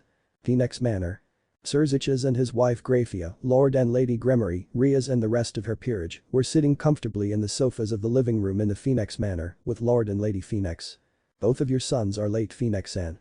Do they plan to make an appearance today? Asked Lord Gremory in a joking manner, but deep down he was serious. He got the information that Phoenix family had an even younger son than Riser from Sirziches. This information changed the marriage circumstances. It was absolutely necessary that they go through all the required meetings to get to a proposal which satisfied both the parties. It was great to know that according to Sirziches the younger son was better as compared to Riser, but that didn't calm his worries. He wanted to meet the devil in question face to face.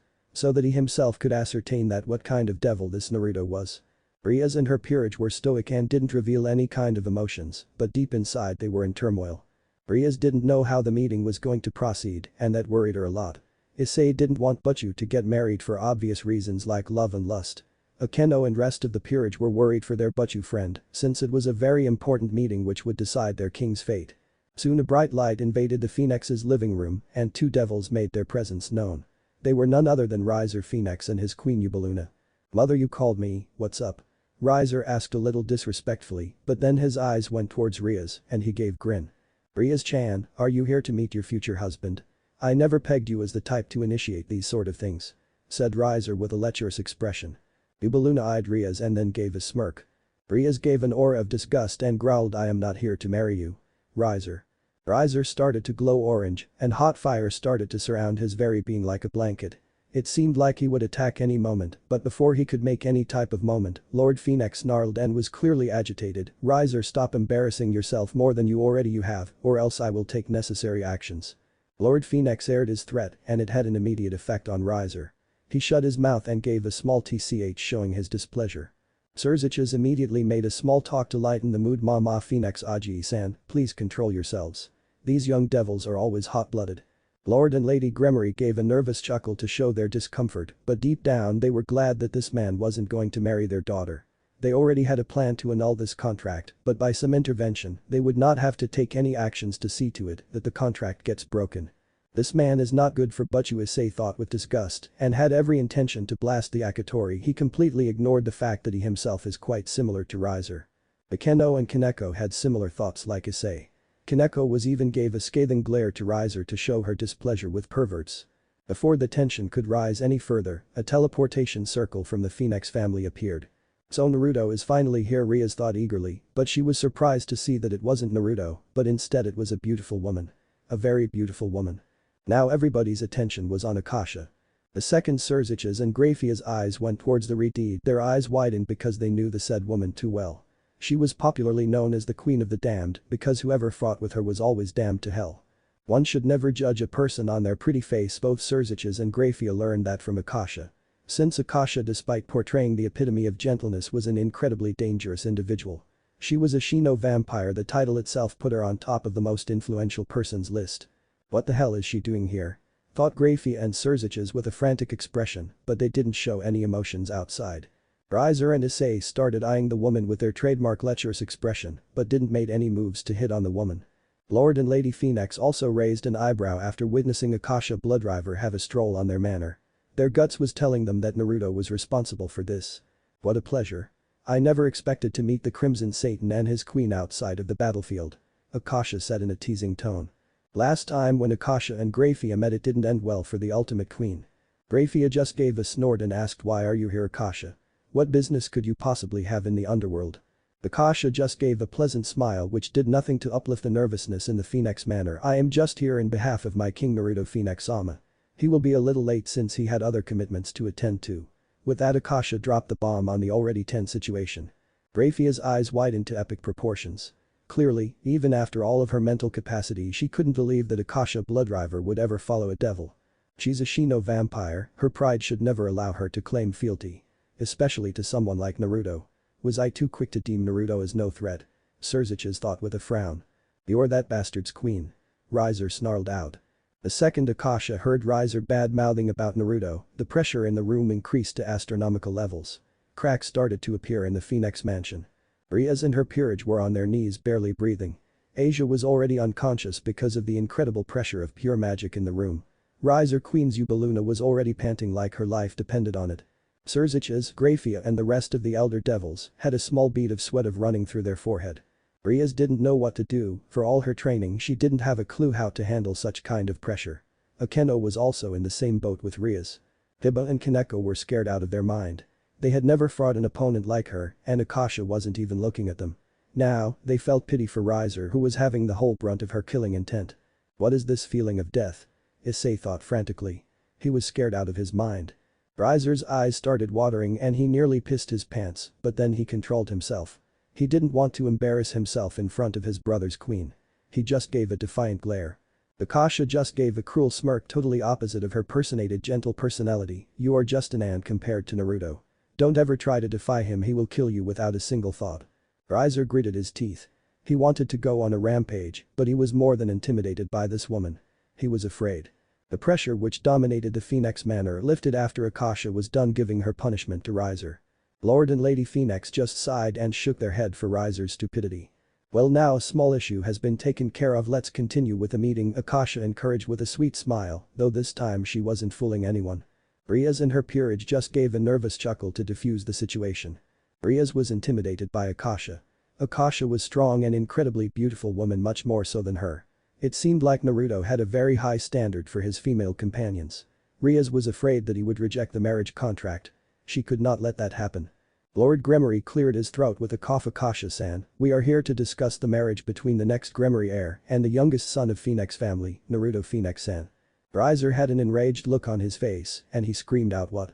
Before Riser could make the situation worse, Lord Phoenix gave him a glare which promised a lot of pain if he didn't shut his mouth. Riser gritted his teeth and clenched his fists until it turned white because of the lack of blood. Akasha eyed Riaz for a minute, then gave a dark glare. I am incredibly sorry, but we can't accept this marriage proposal. I see no need for my king to be married at such young age. Akasha stressed on the word my, which didn't go unnoticed by Riaz. Riaz frowned and returned the glare to Akasha with equal force. Who the hell was she to decide Naruto's preference? She wasn't going to let the marriage contract be annulled without a fight. Even if the opponent was Akasha Bloodriver. If she didn't get to marry Naruto, then she would be forced to marry the dirtbag Riser. She wasn't going to let that happen. Riaz decided to give Akasha a piece of her mind, but before she could implement on that. Akasha-san is absolutely right, I see no need for this marriage. Anyways, I am too young to be married, and at this moment of my life, marriage would be nothing more than a crutch which will drag me down. With that, Naruto made his presence known. Akasha gave a small smile the second she recognized Naruto's voice. She was getting incredibly uncomfortable because of this stupid meeting. Riaz was heartbroken the second she heard Naruto say that this marriage will act as nothing more than a crutch for him. Is that what he thinks about me? A crutch? Which will drag him down. She didn't know whether to be sad or angry. One thing was sure, she didn't felt good when Naruto didn't accept this marriage. She didn't know why, but something about Naruto attracted him a lot. He was donning the same wrinkle-free black pants and white shirt with a blazer over the top. Naruto had a small brown leather shoulder bag. Naruto gave a small smile and passed the bag towards his father. Lord Phoenix just raised an eyebrow. What is this, Naruto, and why are you giving this to me? Naruto gave a smirk. That is 17 billion euros in German bearer bonds. According to Phoenix clan laws, 15% of the profits earned by the son of a Phoenix household should be deposited in the Phoenix treasury, so I am doing just that. All the devils including Riser had their jaw on the ground. That was a lot of money to earn in just 10 years, with no resources of Phoenix family to boost your earning. Lord Phoenix just gave a chuckle. That's great.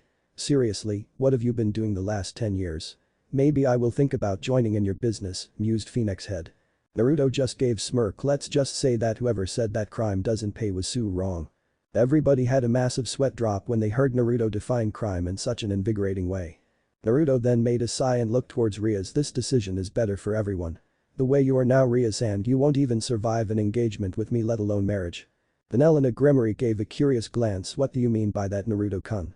In last 10 years I have progressed a lot, but I have made this progress by angering a lot of strong individuals who hate my guts. Just because I exist, I would rather not go into details, but you get the gist. Naruto replied with an unusually calm tone. Rias was enraged because the way Naruto put it. It made her look weak, and she wasn't going to let that go. Are you implying that I am weak? Rias asked with an enraged tone. Naruto didn't even hesitate a moment to answer Rias. Yes, Rias, you and your entire peerage is weak. You know I have been keeping tabs on all of the new and upcoming devils.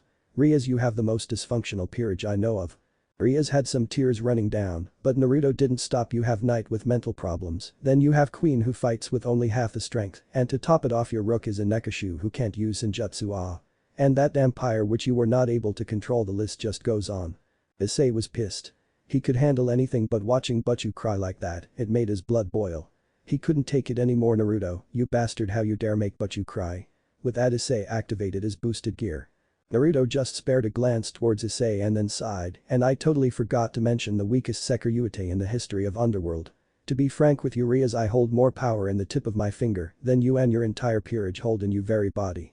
Issei was going to attack Naruto with his very might, but Grafia stopped him with a glare, but that didn't stop him from shaking with anger. Rias now had free tears running down her cheek. Naruto finally noticed that and he felt guilty. He never wanted to make her cry. The problem here is not you, it's me. Even after all I achieved over the years, the only thing which I can give you is a horrible life filled with misery and regrets, where your life is in a constant danger. On my good conscience, I can't do that. Naruto lost himself in his melancholy. Rias finally looked at Naruto and he looked so sad and vulnerable at that time, but then he turned his head towards her and gave her a warm smile. The least I can do is see to it that you are free. That is why you will not be married to anyone in the Phenex household. I assure you that. You will have your freedom. I guess that makes it better. Rias replied in between sobs. Naruto came close to Rias until there was no space between them, and he started wiping her tears with his handkerchief. Don't cry, tears don't suit you, replied Naruto in a very loving way. Rias now spotted a full-blown blush, whereas Akasha was sporting massive tick marks and was clearly annoyed by the scene. Riser was beyond enraged. First, his bastard brother came and totally ignored him, and then he proceeded to steal his bride and finally embarrassed him by presenting his monumental success in the last decade. I am not going to accept this farce. Rias will be married to me, Riser snarled out. He didn't even try to hide his hate for the youngest Phenex. Riser wasn't allowed to finish his rant because Lord Phenex stood up and slapped him right across his face. Riser was stunned. His father had never slapped him. In fact, he had never even touched him in his whole life. For him to slap him in front of everyone for first time in his life, Riser was ashamed of himself. He had gone so far over the years that his own father had to slap him to get him out of his delusions. That's enough, Riser, Lord Phenex said, but his pain was clearly visible. I am sorry, Gremory-san, but this marriage contract is null and void. We can no longer accept it. Lord Gremory just gave a nod to show that he understood the circumstances. Surziches and Grafia also supported the decision. Issei was glad that Butchu wasn't getting married. Even he had dreams with Rias which included him marrying her. Naruto was glad that he was able to defuse the situation without using force because it could have taken the turn for worse with him having to fight Riser. He knew that he could easily defeat him, but that would have ended up him showing some of his cards. He liked to be anonymous with his skills. Suddenly Naruto's danger senses started to go haywire and he moved towards left, allowing him to dodge a holy dagger, but now the dagger was making his way straight towards Riser. Riser's whole life started to appear right in front of him the second he saw a holy dagger making his way close directly where his heart was located. He knew that he wasn't going to die, but he was speechless that anybody would be nuts enough to attack them right in the comfort of their home. Naruto narrowed his eyes and disappeared in a burst of speed and took Riser out of the way of harm and caught the dagger with his right palm and threw the dagger at sonic speeds to the source of attack. The poor devil died on the spot when the dagger went right through his face. The entire Phenex Manor was invaded by 10 devils who were wearing masks, black hood and a black cloak which totally hid their figure and their faces, but it clearly showed their wings which were shaped like that of a bat. Surziches, Grafia and Akasha were immediately on their guards, but before anybody can do anything, Naruto disappeared in another burst of speed and all the bodies fell dead with blood gushing out of their wounds except one devil which Naruto was holding by its neck. What crazy reflexes. Crazyrajat thought, totally amazed by Naruto. He had heard about his skills from Graphia, but this was the first time he himself saw it, and he was more than impressed. Lord and Lady Phenex were in the same boat with Crazyrajat and Graphia. Even Riser was astounded to see his younger brother taking care of his attackers in such a swift manner. He was more than intimidated by Naruto. Naruto removed the hood of his attacker, and it revealed to be a woman with dark brown hair and black eyes. She looked at Naruto defiantly, but Naruto just gave an emotionless smirk. "Who sent you to kill me?" The she-devil just looked at him and gave a smirk of her own. "You are going to die here today, Naruto. This very moment an army is going to invade the Phenex territory." Naruto's face became emotionless, and then with a swift movement, he snatched a holy dagger from under the woman's thighs, which was placed there using a leather strap, and stabbed her in the other thigh. She gave a spine-chilling scream. Everybody was shocked to see Naruto torture the devil like it was a normal thing for him, and it scared the shit out of everyone. Rias didn't know what to think about Naruto. Akeno was blushing up a storm. Asia was unconscious again and she just woke up a few moments earlier. Kaneko just glared at Naruto. Issei and Kiba were scared of this monster known as Naruto, and if possible they didn't want to get in his way like ever. "I ask who sent you. Tell me and the pain will go away." With that, Naruto twisted the dagger to make his point clear. The devil's earlier bravado was lost and she whimpered out, "Rizavam, Rizavam, live in Lucifer." The moment she gave the name Naruto broke her neck and ended her suffering. "I think this fight can't be avoided. Anyways, I was itching for a good dance," thought Naruto while humming a jolly tune. Chapter 5. Rizavam. Why is one of the super devil trying to kill Naruto? Were the immediate thought which came into the mind of Crazyrajat and his queen Graphia, because it didn't make any kind of sense. All of the elder devil who knew about Rizavam were immediately alarmed since he was the strongest devil in existence period. Even his fellow super devils can only defeat him with their peerage to support them. It is a very common misconception that Crazyrajat is the strongest devil alive, but the truth is something else. The reason for this misconception was Rizavam himself, since he rarely ever made any kind of move in last few centuries. This made people to forget that he even existed, or they just didn't want to believe that a devil as dangerous as him wasn't on anybody's side and was free to do anything he wanted to do. Rizavam was a unique kind of devil who neither supported the older faction nor the present faction of devils, despite being the only son of the actual Mao Lucifer. He was known for sheer ruthlessness, which he demonstrated in the battlefield and in his own personal life. He had killed his own son because he was weak and then forced his grandson to live his life as an orphan without any kind of basic necessities. Some even say that the only reason he didn't participate in the war was because he thought the entire situation was so boring. The halls of the Phenex Manor were in utter panic. Rias and her peerage face grew pale after they heard that an army was going to invade the Phenex estate. Even Riser and Ubaluna looked worried since both of the parties knew that they weren't equipped or mentally prepared for an attack like that. Crazyrajat and his peerage were calm, but they marred a frown. The same with the Phenex clan head and his wife. Akasha just had a smile on her face, but this wasn't her usual calm and loving smile. This smile looked murderous. She really wanted to kill something which could alleviate her bad mood. Akasha was furious that someone attacked Naruto right in front of her and she was too slow to protect him. Naruto had handled the entirety of the assassins in a matter of seconds. Naruto was calm, in fact he was so calm that it gave chills to everyone. How can he act like it's nothing in a situation like this? These kind of thoughts raced in the mind of younger devils who weren't familiar with war. Naruto crouched and touched the floor with the tip of index finger and went into a trance. Naruto was using the famous sensing technique of the Nidaime Hokage to sense the number of enemies which he had to fight. He was quite proud of his chakra abilities since he was pretty sure that there was no one in his world who could equal him when he used his chakra, though he had no intent to use them in his upcoming battle. In the last 10 years he had learned a lot of things and he was proud to say that his skills in magic were nothing to scoff at. In fact, he was incredibly deadly with his magic and this upcoming annihilation gave him the perfect opportunity to put those skills to test. Thinking about trying to test his new techniques brought a smile to his face, or it might have been because of the amount of sheeps which Rizavam sent to exterminate. Everybody raised an eyebrow because of the weird stance Naruto was in. He seemed to do something, but they didn't know whether it was productive or just a waste of time. "We will help you, Phenex-san. The situation is so dire to just handle on your own," Crazyrajat said seriously. "If necessary I will also fight this battle to ensure that there are not many casualties." Crazyrajat added as an afterthought. Graphia just gave a nod to the Phenexes to show that she agreed with her husband's judgment. Crazyrajat and Graphia had a lot of questions to ask to Naruto, but this wasn't the time or place for this kind of discussion. Before Lord Phenex could give his response he was interrupted by none other than Naruto. "There are about 2,700 devils, and they are about 30 to 35 kilometers far. Most of them are from mid to high class devils in power, although I can't sense anyone at the level of a Satan. Clearly Rizavum didn't take me seriously enough. TCH, I feel so insulted, Naruto said the last part with a light chuckle like he was having fun in an amusement park. The second everybody heard the numbers they went pale. Even Grafia and Surziches were intimidated. It reminded them of old war between the three factions, and now they knew how seriously Rizavum was taking the youngest phenex. A man like Rizavum took an all-out interest in Naruto, and that made them even more wary of the youngest son of Phenex household. Riaz and the gang didn't even think that they would be useful in a situation like this. The problem was so dire for them to handle. This is crazy. Just how many people hate Naruto? Issei thought ridiculously. He didn't know whether to be scared or surprised by the numbers. In the end he decided to do both of them.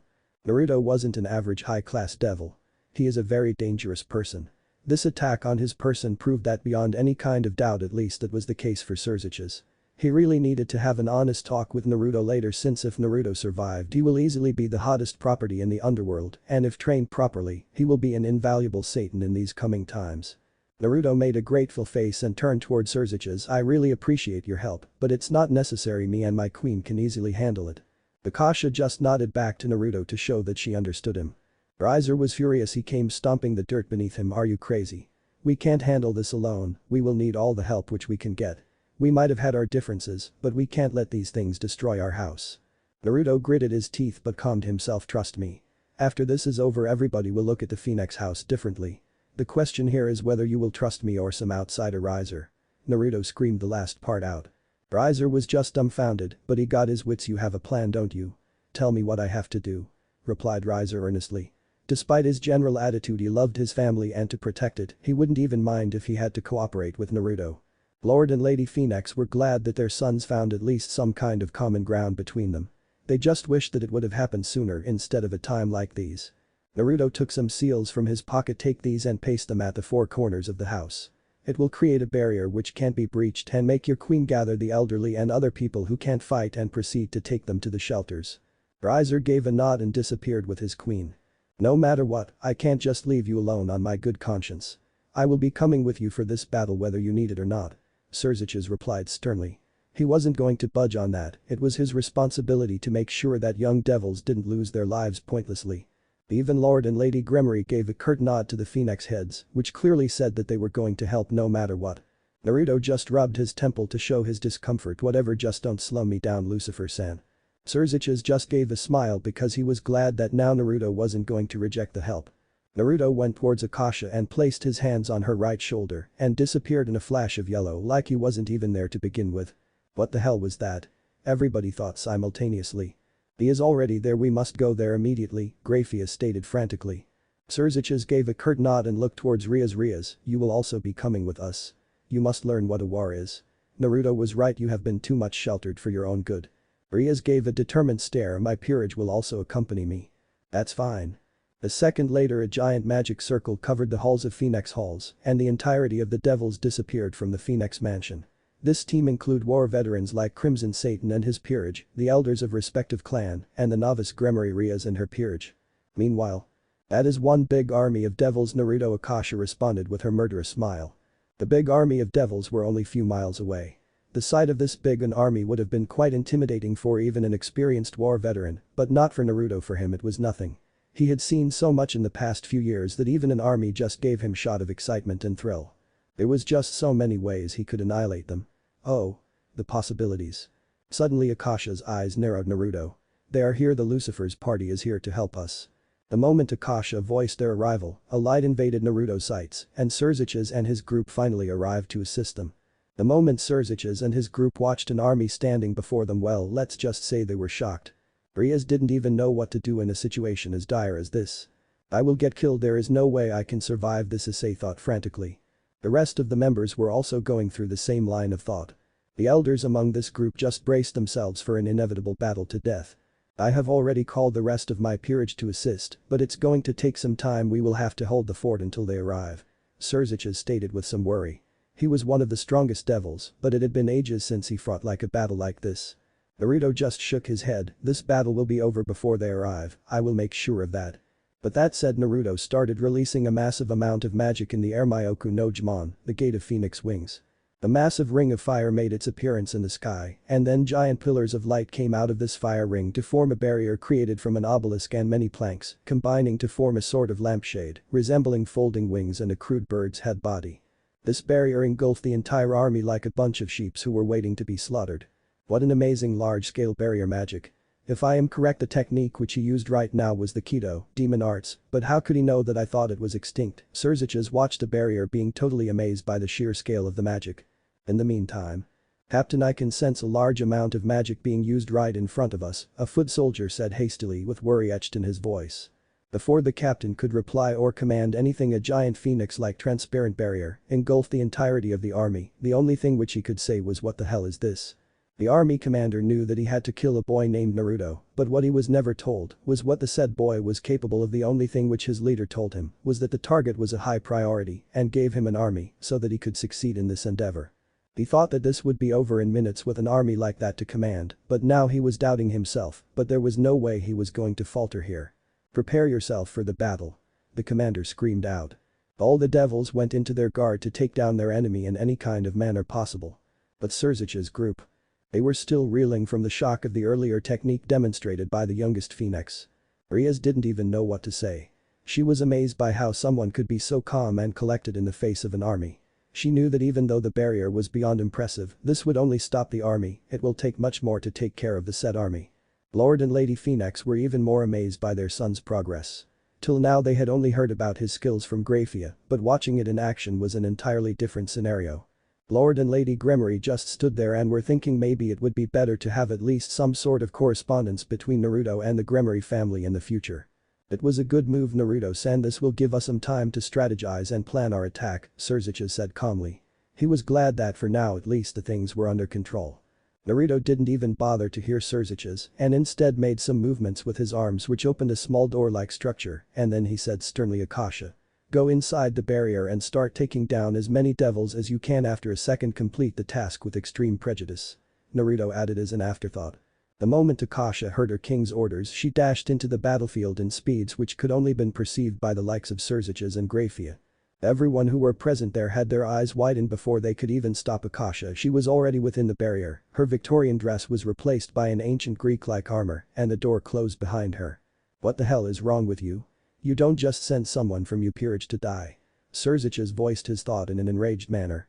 "She might be stronger than Graphia, but still this is too much even for her," Crazyrajat added with his untamed anger.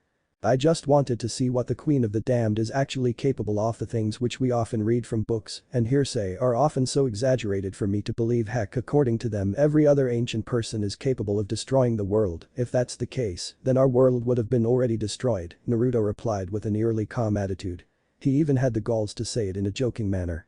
"Just for that reason," Crazyrajat replied with his own calm attitude, but his calmness was scary, very scary. His entire body was already getting covered by his trademark power of destruction. Issei and Riaz didn't know what the fuck happened just now. A moment ago things were running just fine, well, as fine as a situation can be in the moment of a war, but now the atmosphere was tense, very tense. "Lucifer, believe me. You don't want to start something which you can't finish, so stand down before I fucking make you. As far as rules go, you have already interfered enough, so shut that mouth of yours and let me do my job. Why don't you try shutting me up? That is if you can," Crazyrajat retorted with a growl, and his power of destruction started getting coalesced in his right arm and started radiating a dangerous dark maroon aura. Naruto just chuckled like he was having a time of his life, and then his entire arm lit on fire and the fire coalesced into sphere at the palm of his left hand and he charged at Crazyrajat. Crazyrajat also had no intention of holding back. He also charged right into the fray with his right arm outright. He had been insulted enough by this young man. He can't let someone with this kind of potential do something so unsightly. He must stop him as soon as he can. Lord Gremory and Lord Phoenix moved immediately the second they saw their sons charging each other with the intent to kill. It was heartbreaking for them to watch so much infighting between them. Before they could destroy each other, both Naruto and Crazyrajat were grabbed by their respective fathers in double shoulder lock from behind their back. "We don't have time for this, Naruto, your family is being attacked, so stop this." Lord Phoenix. "Crazyrajat. That's enough, we don't have time for this," Lord Gremory chided his son. Just a moment later Naruto grinned at Crazyrajat and disappeared like thin air from his father's grasp. The three of them started looking at all the direction to find Naruto. Suddenly, Naruto appeared behind Crazyrajat, trying to find me. Crazyrajat immediately disappeared in high speed and turned his back away from Naruto and glared. Naruto had already changed his attire by this time and was wearing an ancient samurai warrior outfit with red guards around his joints, chest and other important parts. Madara's outfit. The entire thing was an illusion. The realization finally dawned on Crazyrajat. But when did he cast his illusion? Crazyrajat finally remembered that Naruto had made some weird head movements before a door was opened to let Akasha pass. He casted such an illusion during such a small set of time, he is impressive, Crazyrajat thought with some loathing respect.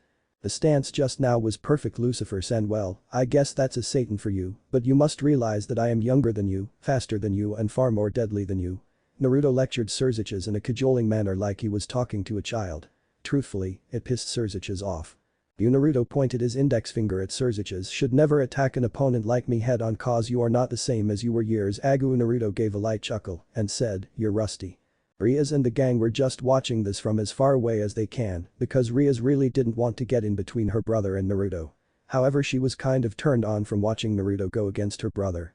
Seriously, there weren't a lot of people who would openly defy her brother's wishes and that added some novelty value for Naruto. Crazyrajat relaxed his muscles and stances and gave his trademark smile, which always made other people take him lightly. She is being taken around from all sides, though she managed to take down somewhere around 700 devils, but I think I should interfere now. I think that's her limit for now, Naruto said with a thoughtful face. In the battlefield. Akasha had taken a lot of opponents out, but now after 10 minutes she was out of magic and stamina, but she wasn't going to back down, not now, when her king was watching her. It was a time for her to shine. The opposition commander didn't know what hit them. They were prepared to take any kind of opposition with an army this big to back them up. Then suddenly, a force hits them and starts cutting through them like whirlwind. This crazy woman had right hooks which would create craters. A single punch would take out a small battalion of his men, and there were some crazy magic she used called Higetsu Jigen 2, moon-crushing dimensional sword, where she covered her hand in magical particles which vibrated in ungodly speeds, allowing her to cut through anything. Thanks to those abilities, the entire battlefield was a mess of craters and tears, with 700 of his men down, and the real target wasn't even there to kill. What a waste. However, now they had finally surrounded the crazy bitch from all sides, and she was running low on magic and stamina. She was now just a duck waiting to be killed. Akasha was huffing and panting. Come on. Is that it? I've have still ton of energy left to beat the crap out of you all. You bitch when we are done shutting that mouth of yours. We are going to have fun with you. A no-name devil said that with a lecherous expression, while other comrades of his matched his expression and charged their magic. Akasha closed her eyes and braced herself for the pain. But it never came. But Crazyrajat's group. When Akasha opened her eyes she was surprised. For some reason she was in the arms of her king who was holding her like a bride, and instead of being in the middle of a battle she was with the friendlies. When the fuck did he move? I was here the entire time. Thought a frantic Crazyrajat and Graphia. The very same emotion were mirrored by the elders of the Grimory and the Phenex clan. Whereas Riaz had a massive tick mark on her head. She was pissed. In a span of single days she was rejected by Naruto. Her life was in peril thanks to Naruto again, and now he is carrying another woman like a bride right in front of her. There is only so much a woman could take. However, she did realize that this was not a time for such frivolous activities. She will deal with him later in her own playful way. You did great, Akasha, but the thing is you fight too much. Naruto put Akasha down to her feet. If you want to be truly my queen, then you must learn how to dance. Let me show you how it's done. But that Naruto disappeared in high speeds and jumped into the battlefield, and the entire barrier broke like glasses behind him. In the battlefield. The devils present in the battlefield didn't have time to think about the barrier coming down. Within a span of a minute, their prey escaped them, and some guy wearing a samurai armor had made his presence known. The only thing good about the situation was that this time the guy was their target and he was only few yards away. Give it up, Naruto Phenex, you can't win against an army this big. Just let me kill you and make it easy for all of us, the commander said in a smug tone. Naruto just returned a smile with closed eyes, but then his eyes opened and a massive amount killing intent washed over the remaining 2,000 devils, scaring them, giving a chill down their spine and showing them gruesome images of their death. The entire battle came to a halt for a few seconds. But Crazyrajat's group. Just a second ago Naruto had joined the battle, but the after effects were felt as far as to their group. The wave of killing intent reached them immediately, making the elders' hair stand up. The lesser ones from Ria's peerage like Kaneko, Asia and Kiba were already unconscious since they were never subjected to a killing intent of that caliber.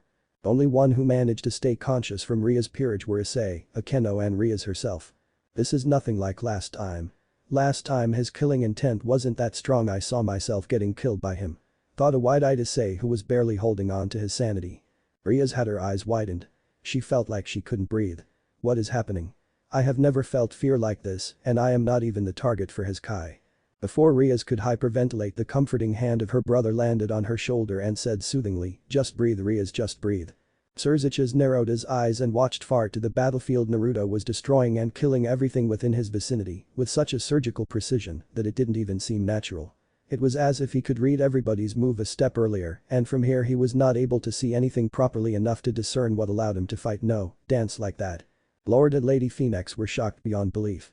They had never thought that the boy who they took as their son would become so powerful someday. They were so proud that they could not describe it in words, but at the same time they were worried that he would become corrupt due to his own power. Lord and Lady Gremory were just watching the entire thing with a gobsmacked expression. Riaz and the conscious members of her peerage were in the same boat as her parents. How could someone so young has a battlefield presence like that? Grafia thought with some worry and respect for the youngest Phoenix. The battlefield. Those few seconds were more than enough for Naruto. His Kusanagi shined brightly with holy power, and Naruto dashed those few yards of distance between him and the sheeps in a fraction of a second, and he started slaughtering them without any kind of mercy. They were not even a challenge before his speed, and coupled with the sharingan, he could easily see their moves. The commander was the first one to die by his blade. He couldn't even see him coming first, take out the head of the army. Now, the entire army was in a disarray. They had lost a lot of devils, and the monster in front of them didn't even took a scratch from them. 200 down, another 1800 to go, Naruto stated as if their presence didn't even matter to him. The devil came from the west and charged his wind magic. Imarabaram, and it hit Naruto. Even the responsible devil was surprised. However, Naruto quickly flipped midair and landed gracefully on his feet and looked at his attacker and dusted some imaginary dirt from his shoulder guard, whereas the attacker just gritted his teeth due to frustration and cursing his own weakness. Secondly, keep the army in bay using wide-scale attacks. Naruto's eyes shined as he allowed his magic to pour out like water and started chanting his Keto limit of the thousands hands, respectful hands, unable to touch the darkness. Shooting hands unable to reflect the blue sky. The road that basks in light, the wind that ignited the embers, time that gathers when both are together, there is no need to be hesitant, obey my orders. Light bullets, 8 bodies, 9 items, Book of Heaven, Disease Treasure, Great Wheel, Grave Fortress Tower. Aim far away, scatter brightly and cleanly when fired. Had number 91. Senj Content Tame, 1000 Hand Bright Heaven Culling Seer. Hundreds of bright yellow energy points appeared behind Naruto, which were entirely made holy light. All the devils were scared shit after watching a devil create so many light spears. What is he? One fearful devil screamed out. He didn't want to die like this, getting pierced by holy light. To put some kind of protection against this kind of attack, a battalion of devils came forward and erected a barrier to put some kind of protection against it. However, the barrier didn't stand a chance. The energy point spears, they tore through the barrier like paper, and all the energy spears converged to cause a massive blast that spread out miles. But Surzich's group. The second Naruto chanted his magic, Grafia rushed forward and erected a barrier to protect themselves from the afterlash of Naruto's magic. That was easily at the level of Seraph. How could any devil use the holy light to this level? Surzich's and Lord Phoenix thought simultaneously, one with suspicious, another with pride. Riaz, Akeno and Issei realized the true difference between them and Naruto for the first time. Can someone like me be as strong as him? Issei questioned himself. Back to battlefield. The explosion had caused a lot of dust to spread in the air, making it harder to see and guess the position of the opposition, but Naruto with his superior eyes had no such problem, and he had every intention to utilize this to the fullest. Naruto jumped into the smog and started attacking every devil in their vital points with surgical-like precision. Those who tried to retaliate fell like flies against Naruto's superior speed and style. Naruto laughed when certain devils tried to overpower him by using their respective martial art, but what they didn't realize was every martial art form in this world was made for self-defense, whereas his style of fighting was dedicated to achieve only one single purpose, that is total annihilation of the opponent. Killing your opponent as soon as you can, that was the purpose of a shinobi Taijutsu kata. 800 down, another 1200 to go, chuckled Naruto. They can't see my eyes from here, maybe I can use some of my chakra techniques, thought an ecstatic Naruto. Naruto's eyes glowed and they turned into the eternal Mangekyo Sharingan. Naruto's left eye pulsed and he whispered Amaterasu, heavenly illumination. Jet black flames made their appearance on the battlefield. They started burning everything they came in contact with. Due to Naruto's superior chakra control, thanks to his yin-yang chakra, the amount of black flames were stupendous. The entire battlefield started screaming due to the pain and suffering caused by the flames of Amaterasu. The brave devil came out and screamed, "Water magic users. Take forward position." A small battalion of high-class devils, just in strength, came forward and charged their magic. An array of seals appeared and a significant amount of water came out of the magic seals. However, these flames weren't normal, they were even burning and shining brightly at the surface of the water. Naruto started to channel some chakra mixed with his magic to his limbs. He didn't want to arouse suspicion by using too much chakra enten. Kagetsuchi, Inferno style. Flame control. The flames, which were burning on top of the water, started surrounding Naruto like a gentle breeze, but a second later Naruto started moving his hands gracefully in different directions, and the flames of Amaterasu obeyed him like it was nothing more than a servant. If earlier the flames hadn't caused significant damage, then now they were causing a loss of like as if it was a natural disaster. 600 more to go, Naruto stated with a calmness which shouldn't be shown during such precarious situations. The chakra receded from Naruto's eyes and limbs, deactivating the fabled sharingan. Surzich's group. Those black flames are amazing. Are they inextinguishable? Thought a giddy Lady Phenex. The devils who dared to attack the house of Phenex were being killed left and right by none other than their own son. You have already surpassed me, Naruto, a proud Lord Phenex thought with pounding heart. There was nothing else he could say after watching those magnificent black flames. Akasha just didn't know what to think. She knew Naruto was powerful, but this was beyond amazing. You are something else, Naruto-kun. We must go forward and watch things more closely. It's safe now, most of them are dead anyway, and stay clear of those flames, Surzicha said sternly. He was surprised enough by Naruto Phenex for a day, his shock quota was already filled. All the other younger devils gave a stiff nod. We are here. Dad, a panting riser Phenex finally made it and was followed by his queen. Lord Phenex gave a flat look. That's great, we were just proceeding to the battlefield, accompany us. Riser and Ubeluna finally looked at the state of the battlefield. It was scattered by corpses, some of them were even burning by strange black fire. Did brother caused all this? Thought a dumbfounded riser Phenex. In the battlefield. Please have mercy. We surrender. The remnant devils cried out. Despite still having a force of around 600 devils. They knew they weren't going to take down this monster of a devil, and to make their spirit crumble even further, they saw the Crimson Satan and his queen approach them with a vampire and a bunch of other devils. Some of them even started crying tears of blood. Some of them lost a friend, some a brother, sister, some a father. They just wanted this nightmare to end. Finally. Crush any kind of hope they have. Naruto brought his right hand forward and started to chant his final magic, seeping crest of turbidity. Arrogant vessel of lunacy. Boil forth and deny. Grow numb and flicker. Disrupt sleep. Crawling queen of iron. Eternally self-destructing doll of mud. Unite. Repulse. Fill with soil and know your own powerlessness. Head number 90. Kurohitsugi, black coffin. The entire sky turned black. The devils who still had some fighting spirit looked upward and their feet came crushing downwards. It might have been due to heavy gravitational pressure, or it might have been the feeling hopelessness which washed over them. Many of them started laughing due to madness. We are all dead. Is this the power of a phoenix, were the last words of a devil before a large black coffin engulfed the remaining army. Before Naruto could close his fist and end the life of the sheeps, the hand of Surzichas prevented him from doing so. That's enough, Naruto-san, there has been enough death already.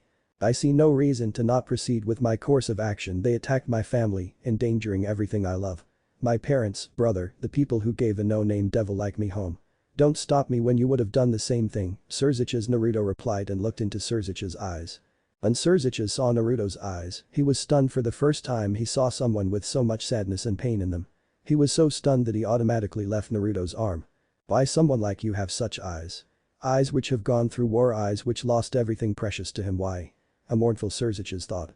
For him it was heartbreaking. After becoming Satan he had done everything possible so that the younger generation would never feel something like that. Today for the first time he felt like a failure.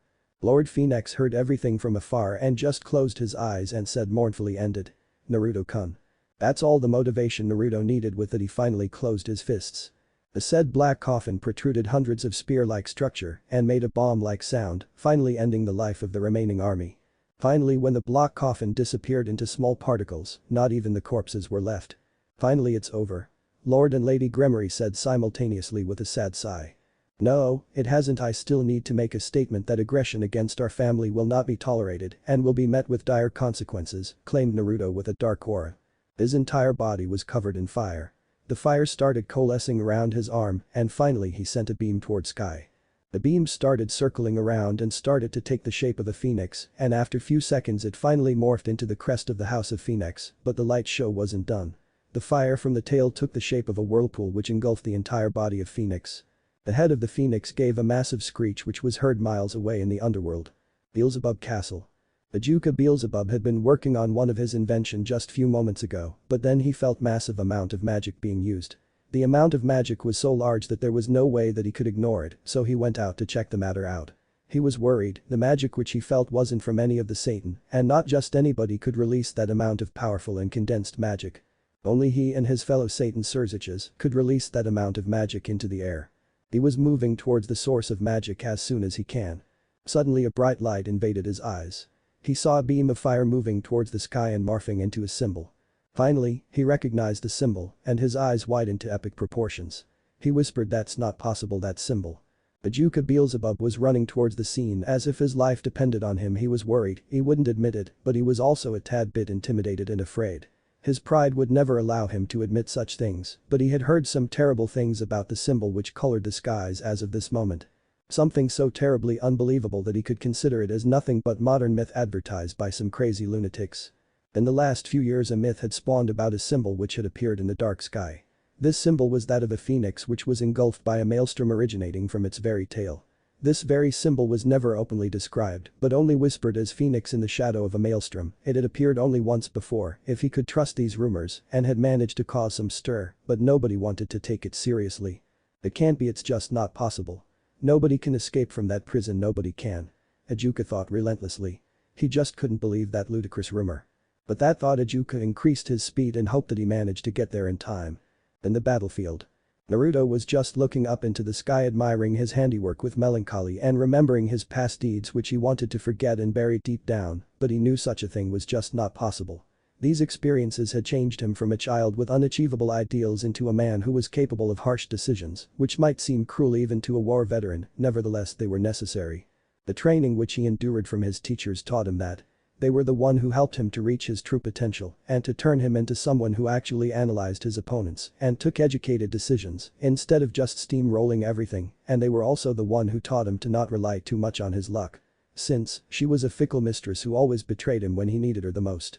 While Naruto was still pondering about the experiences which he had in last few years, a single drop of water hit him right in his forehead and trailed down to his eyes like a tear, waking him up from his thoughts abruptly. A few seconds later it started to rain heavily, cleansing the blood-ridden soil, if it could be cleansed ever in this lifetime. Everyone was shocked and amazed by the fire spectacle which Naruto demonstrated a few minutes ago. The elders, Crazyrajat, Graphia, Rias, and Naruto's own queen, were staring at the symbol. However, for Akasha this was the second time when she had the pleasure to watch that symbol. Their amazement was interrupted by a clapping noise. Everyone had their eyes widened. Crazyrajat and Naruto turned immediately to watch the intruder. Before them was a man-devil in his 30s. He had long silver hair with two bangs extending to his shoulder. He also had a little facial hair. He wore the same armor which Crazyrajat wears to show his status as a Satan.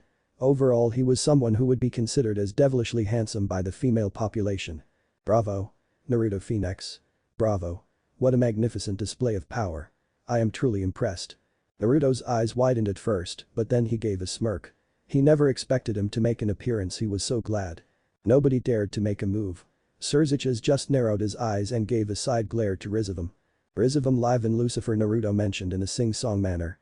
All this just because I banged your wife, seriously, get over it. Naruto chided Rizavam in a mocking manner.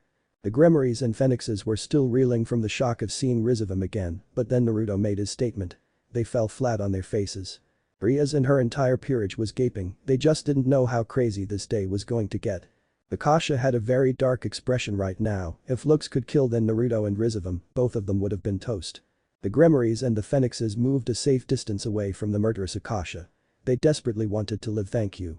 Rizavam just gave a light chuckle. You have a great sense of humor, Naruto-kun, but fortunately I don't have a wife, he added as an afterthought. Akasha finally got herself under control after realizing that Naruto was just bullshitting. She always wondered just how his personality often would make a total 180 from serious to cynical humor. Rizavam then turned over to Graphia and Crazyrajat and gave a predatory grin, showing some of his pearl-white teeth. Sirzechs, Graphia, you don't have to hold your guard. This is just a thought projection. Anyways, I am only here to talk with Naruto. Rizovim advised them as if they have been friends longer than he could imagine. In return Crazyrajat just gave a smile, whereas Grafia was the definition of emotionless. She didn't want to give the son of a bitch any kind of reaction that would be totally unbecoming of her. Lord and Lady Phenex just gave a slight glare to Rizovim, hoping that he would just disappear from here. This day was already something which they were not going to forget for ages. Their son had demonstrated a Satan-level power, with it they had already enough troubles to deal with. They didn't want a rogue Satan-level devil added to that. It's pleasant to see you again Rizovim, I never thought you would get out of your cave. Crazyrajat replied with a small gentle smile. Rizovim didn't even bother to give Crazyrajat a response, instead he kept on staring Naruto, as if he had waited ages to see him. I have been giving you so many clues, but you never contacted me, you break my heart Naruto-kun. After the stimulating battle which we had last time Rizovim said with an annoying smirk. Naruto's eyes narrowed and he asked in a high baritone, what is the meaning of this? Did I interfere with one of you plans Rizovim? Naruto said the last part with a grin and made it almost look like a taunt. Try several, but that's not the point here Rizovim waved his hand, as if it didn't even matter in big schemes, the point is in recent years I had no one who could stop me. Even my fellow Satans were simply so boring. I had no distractions whatsoever, but Naruto-kun you are a very good distraction, a distraction worth losing 3,000 of my men.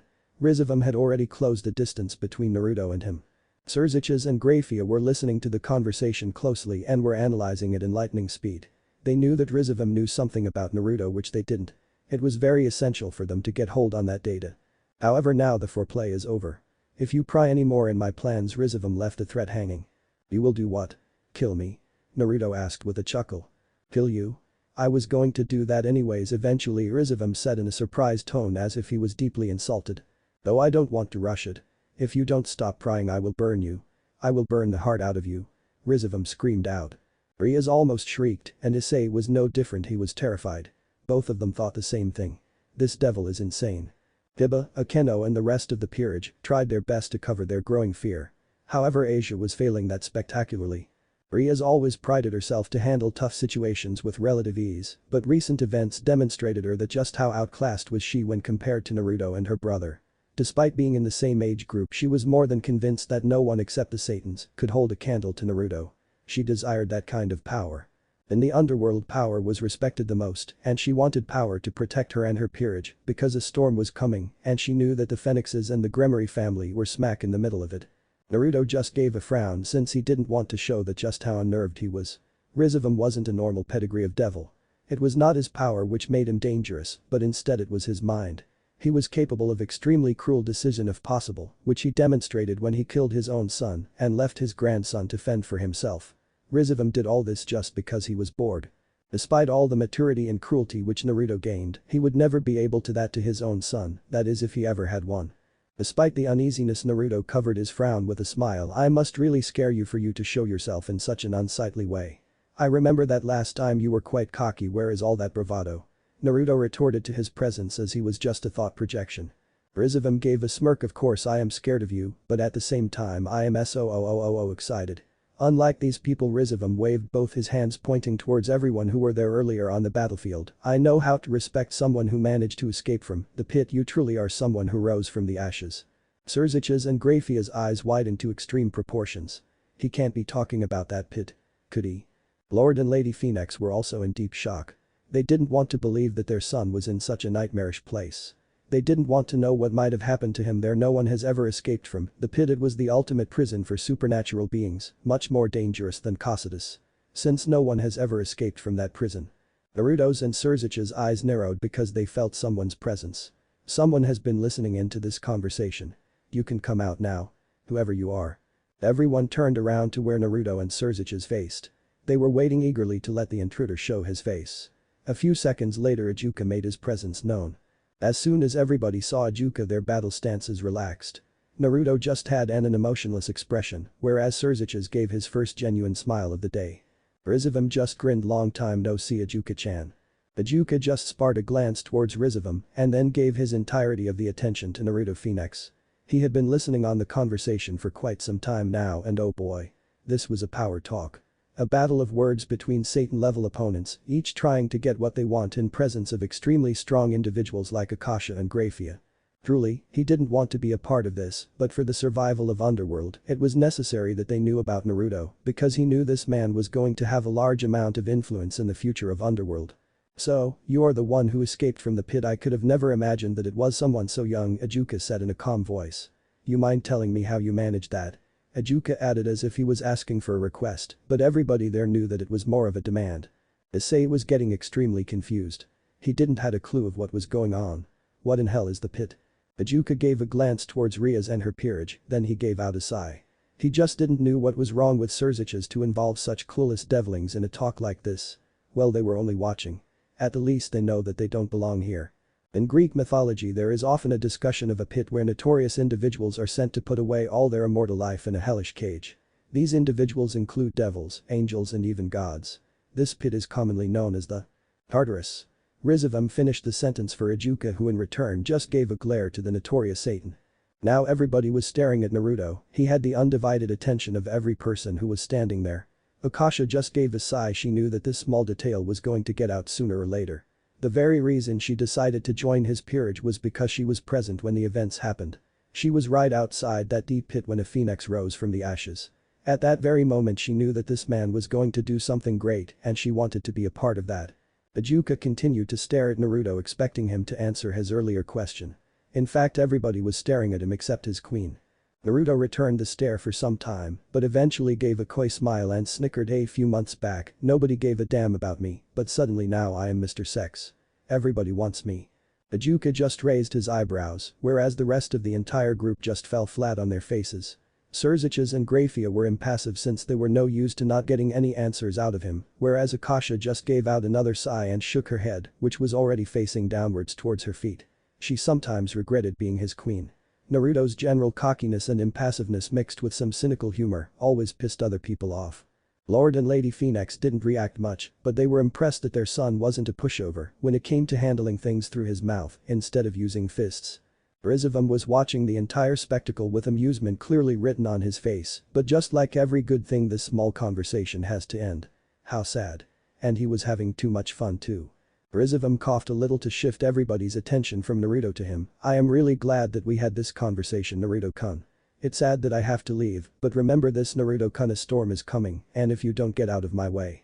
Rizavam left the threat hanging, and he started to disintegrate into millions of golden particles, leaving the Satans worried about the future of the underworld. Naruto just gave a dark chuckle and said, catch you later. No, you won't. Rizavam chirped before disappearing completely. For a few seconds there was total silence, then Crazyrajat gave a look to the Phenex family and gave a small glare towards Naruto and said, we need to talk immediately. Ajuka just gave a nod showing that he agreed with Crazyrajat's sentiments. Even the heads of the Grimoire and Naruto's parents agreed with him. Naruto just gave out a sigh to show his discomfort, but then he took out a mobile phone out of nowhere and dialed few numbers and clicked the phone shut. What was that for? Crazyrajat asked inquisitively. He was very curious. I just asked my bishop to haul his ass over here. We can talk as soon as he gets over here. No, we don't have that much time. It is imperative that we talk as soon as we can. Crazyrajat pressed further. He is right, Naruto-kun, Rizavam isn't someone you should take lightly. Lord Phenex added as a forethought. Okay, I guess it's fine. Naruto replied in a surrendered tone. He wasn't exactly in a mood to have a serious talk. This battle was draining not just physically but mentally as well. At Horse Point, Utah, USA. A person of about 6 feet was resting about halfway around the cliff which he was climbing. He had a smile on his face as if it didn't even matter to him that he was 600 feet about the ground without any sort of rope or protection. When looked closer, the man had tanned skin with long black hair which was tied in a pony, and there were 2 bangs which cascaded down to his cheeks. He was wearing a tight black shirt and a 3/4 blue pants. The said man looked around and frowned because he realized he would have to make a sideways jump since there was no good footing above, so if he didn't made that jump, then he would be stuck on the cliff forever. After a second he gave a smirk. I like challenges. With that thought he pulled his body a little in the opposite direction, which gave him a solid footing, and then he thrust himself sideways and made a jump of about 15 feet. It looked like he was flying. By some divine grace he was able to land the other side of the cliff. He felt like patting himself in the back, but then things went to hell. The man slipped and lost his footing. He started to slip further down, but before he could meet an untimely demise, his hand stretched and grabbed a well-placed protruding rock, which served as holding and preventing him from falling 600 feet to his death. The man just gave a chuckle to show his discomfort. In fact, it looked like he was having fun while he was dangling from a cliff.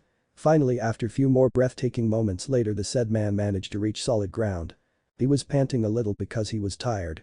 After all, climbing an entire cliff without chakra was exhausting, but he needed the training, and he also wanted to do something fun since he was on a vacation, but like every god thing, even a small vacation must come to an end.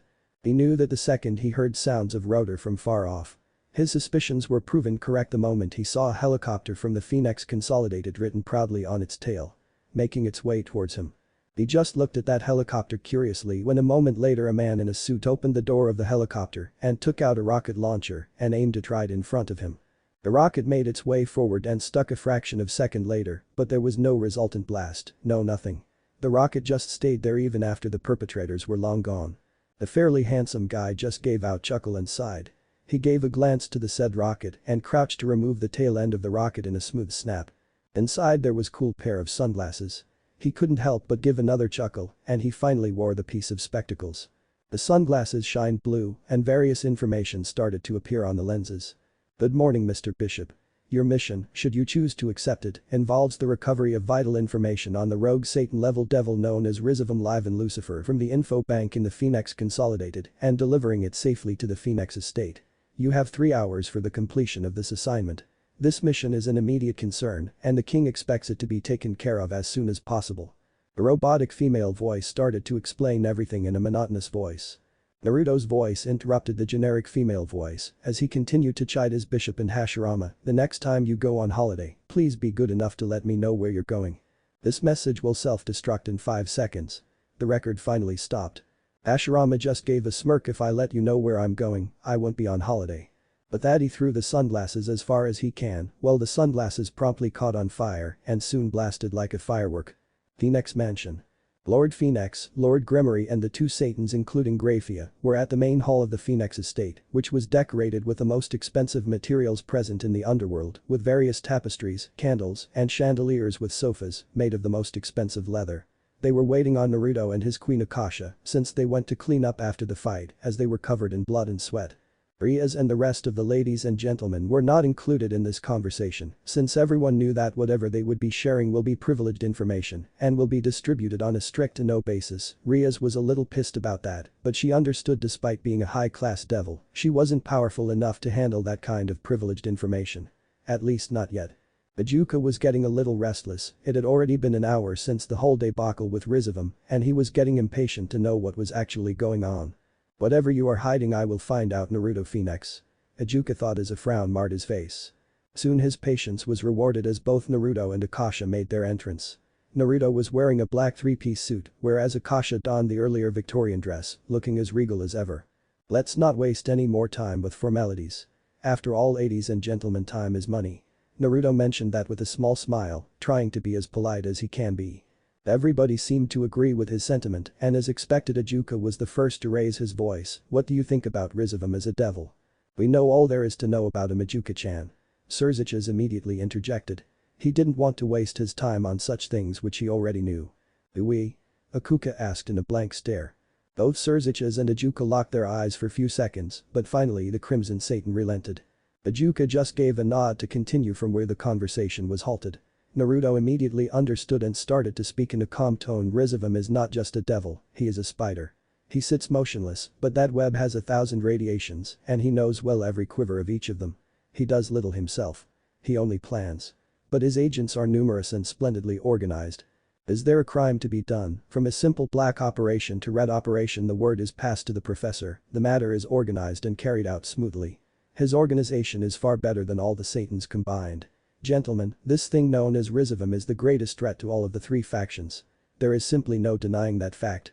He is a genius, a philosopher, an abstract thinker. He has a brain of the first order." Naruto concluded with a grin. By the time Naruto was done explaining Rizavam as a devil, everyone had their eyebrows raised. They were shocked and they knew that a storm was coming. Surziches and Ajuka regretted to allow him to run free for so long. They never thought that he would have an entire organization of people at his beck and call. "Rizavam has changed a lot from what I knew of him before," Surziches muttered very quietly. "Do you have any idea of what he is planning, Naruto-kun?" This time it was Naruto's own father. For him this was an eye-opener. He always believed that after what his family suffered through the previous war, He thought that this would be the end, but now it seemed that another war was right around the corner. I don't know, but I do know that whatever he is planning it is still 2 or 3 years away from coming to fruition. Naruto replied in a grave tone. Everyone gave out a disappointed sigh after hearing that. If they didn't know what Rizavum was planning, then there was no way that they would be able to stop him from bringing his plans to fruition. You have met him before, haven't you? In person? Crazyrajat asked in an inquisitive tone. Naruto gritted his teeth at that memory, but soon managed to control his emotions, but this slip wasn't missed by any of the occupants. Yes, I have. I was only 10-year-old back then when I met that monster of a devil. We only danced for only 15 minutes, but I knew we had something special. Can you tell us what happened? Tell me how that encounter went. Crazyrajat pressed further. I can do better, I will show you how it went. Naruto closed his eyes. Everybody was staring at him, then suddenly everybody's unconscious was dragged to a space where everything was colored white. This is his mindscape, Lord Gremory mused. He was impressed not every devil could project his mindscape like that. Heck. Only few ever managed to access their mind. This is really impressive. I never thought that someone's mindscape could be projected like this. Lord Gremory couldn't help but compliment him. This boy no man was clearly ages ahead of his peers, not just in skill, but also mentally as well as spiritually. Naruto just smiled at Lord Gremory's compliment. He liked the guy, he was a quiet person, but loved his family very much. Then suddenly the white space was invaded by various images which started to roll like a film. This is where it all began. Flashback. A young boy with shaggy blonde hair was resting inside a crater. He was none other than Naruto himself, and he was bleeding from head to toe. At this moment he cursed gods themselves. The man responsible for his pathetic state was drinking wine from a chalice, as if he wasn't even a bother to him, and Naruto didn't blame him. At an age of 10 he was barely able to use any of his techniques, since his body couldn't handle such strain. Rizavum was enjoying his wine with his right-hand man Euclid Lucifuge. Euclid was the younger brother of Graphia and is a part of Old Satan faction. He has long silver hair which was tied in braids, and he wore clothing made of costly accessories. He looked around 25 to 30 years in age, but clearly he was way older than that. The wounds which Naruto bore started to close slowly, with it he finally managed to get up from the crater. He was still panting and many of his wounds were not healed, but he was excited. He never thought that he would meet someone so powerful and intellectual in this world. Can we have a go again? Naruto asked, devoid of any emotion. Rizavum just gave an insane chuckle and threw his chalice and rushed forward. He vanished from where he was standing.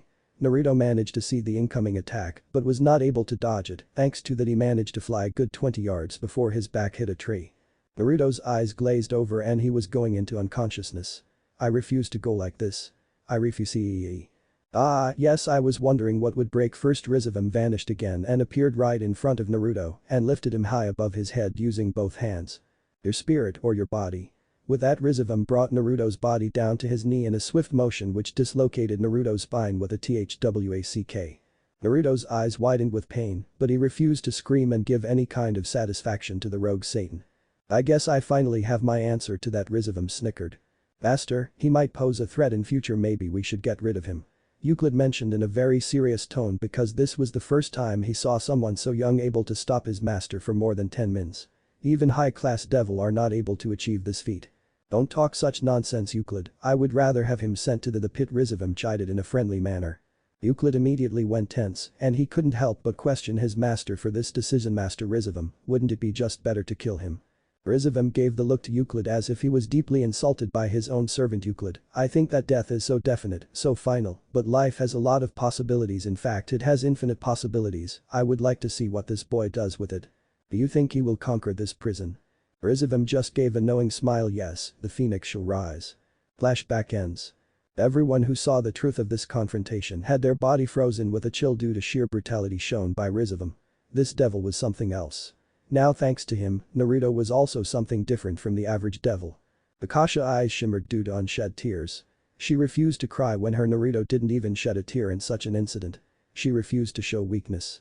Akasha knew some of the details, but she could have never thought that this is how it went down. Ajuka and Crazyrajat were stunned. Crazyrajat for the first time in his life knew the depth of his failure. Despite being a Satan, he was not able to protect a single child from Rizavum. He was not able to save his sister from an unhappy marriage. He had failed everywhere it mattered. Lord Phenex was the one who was affected the most. He was the father of this child. He couldn't bear to watch him like that. The only thing which he was glad about was that his wife wasn't here to watch this.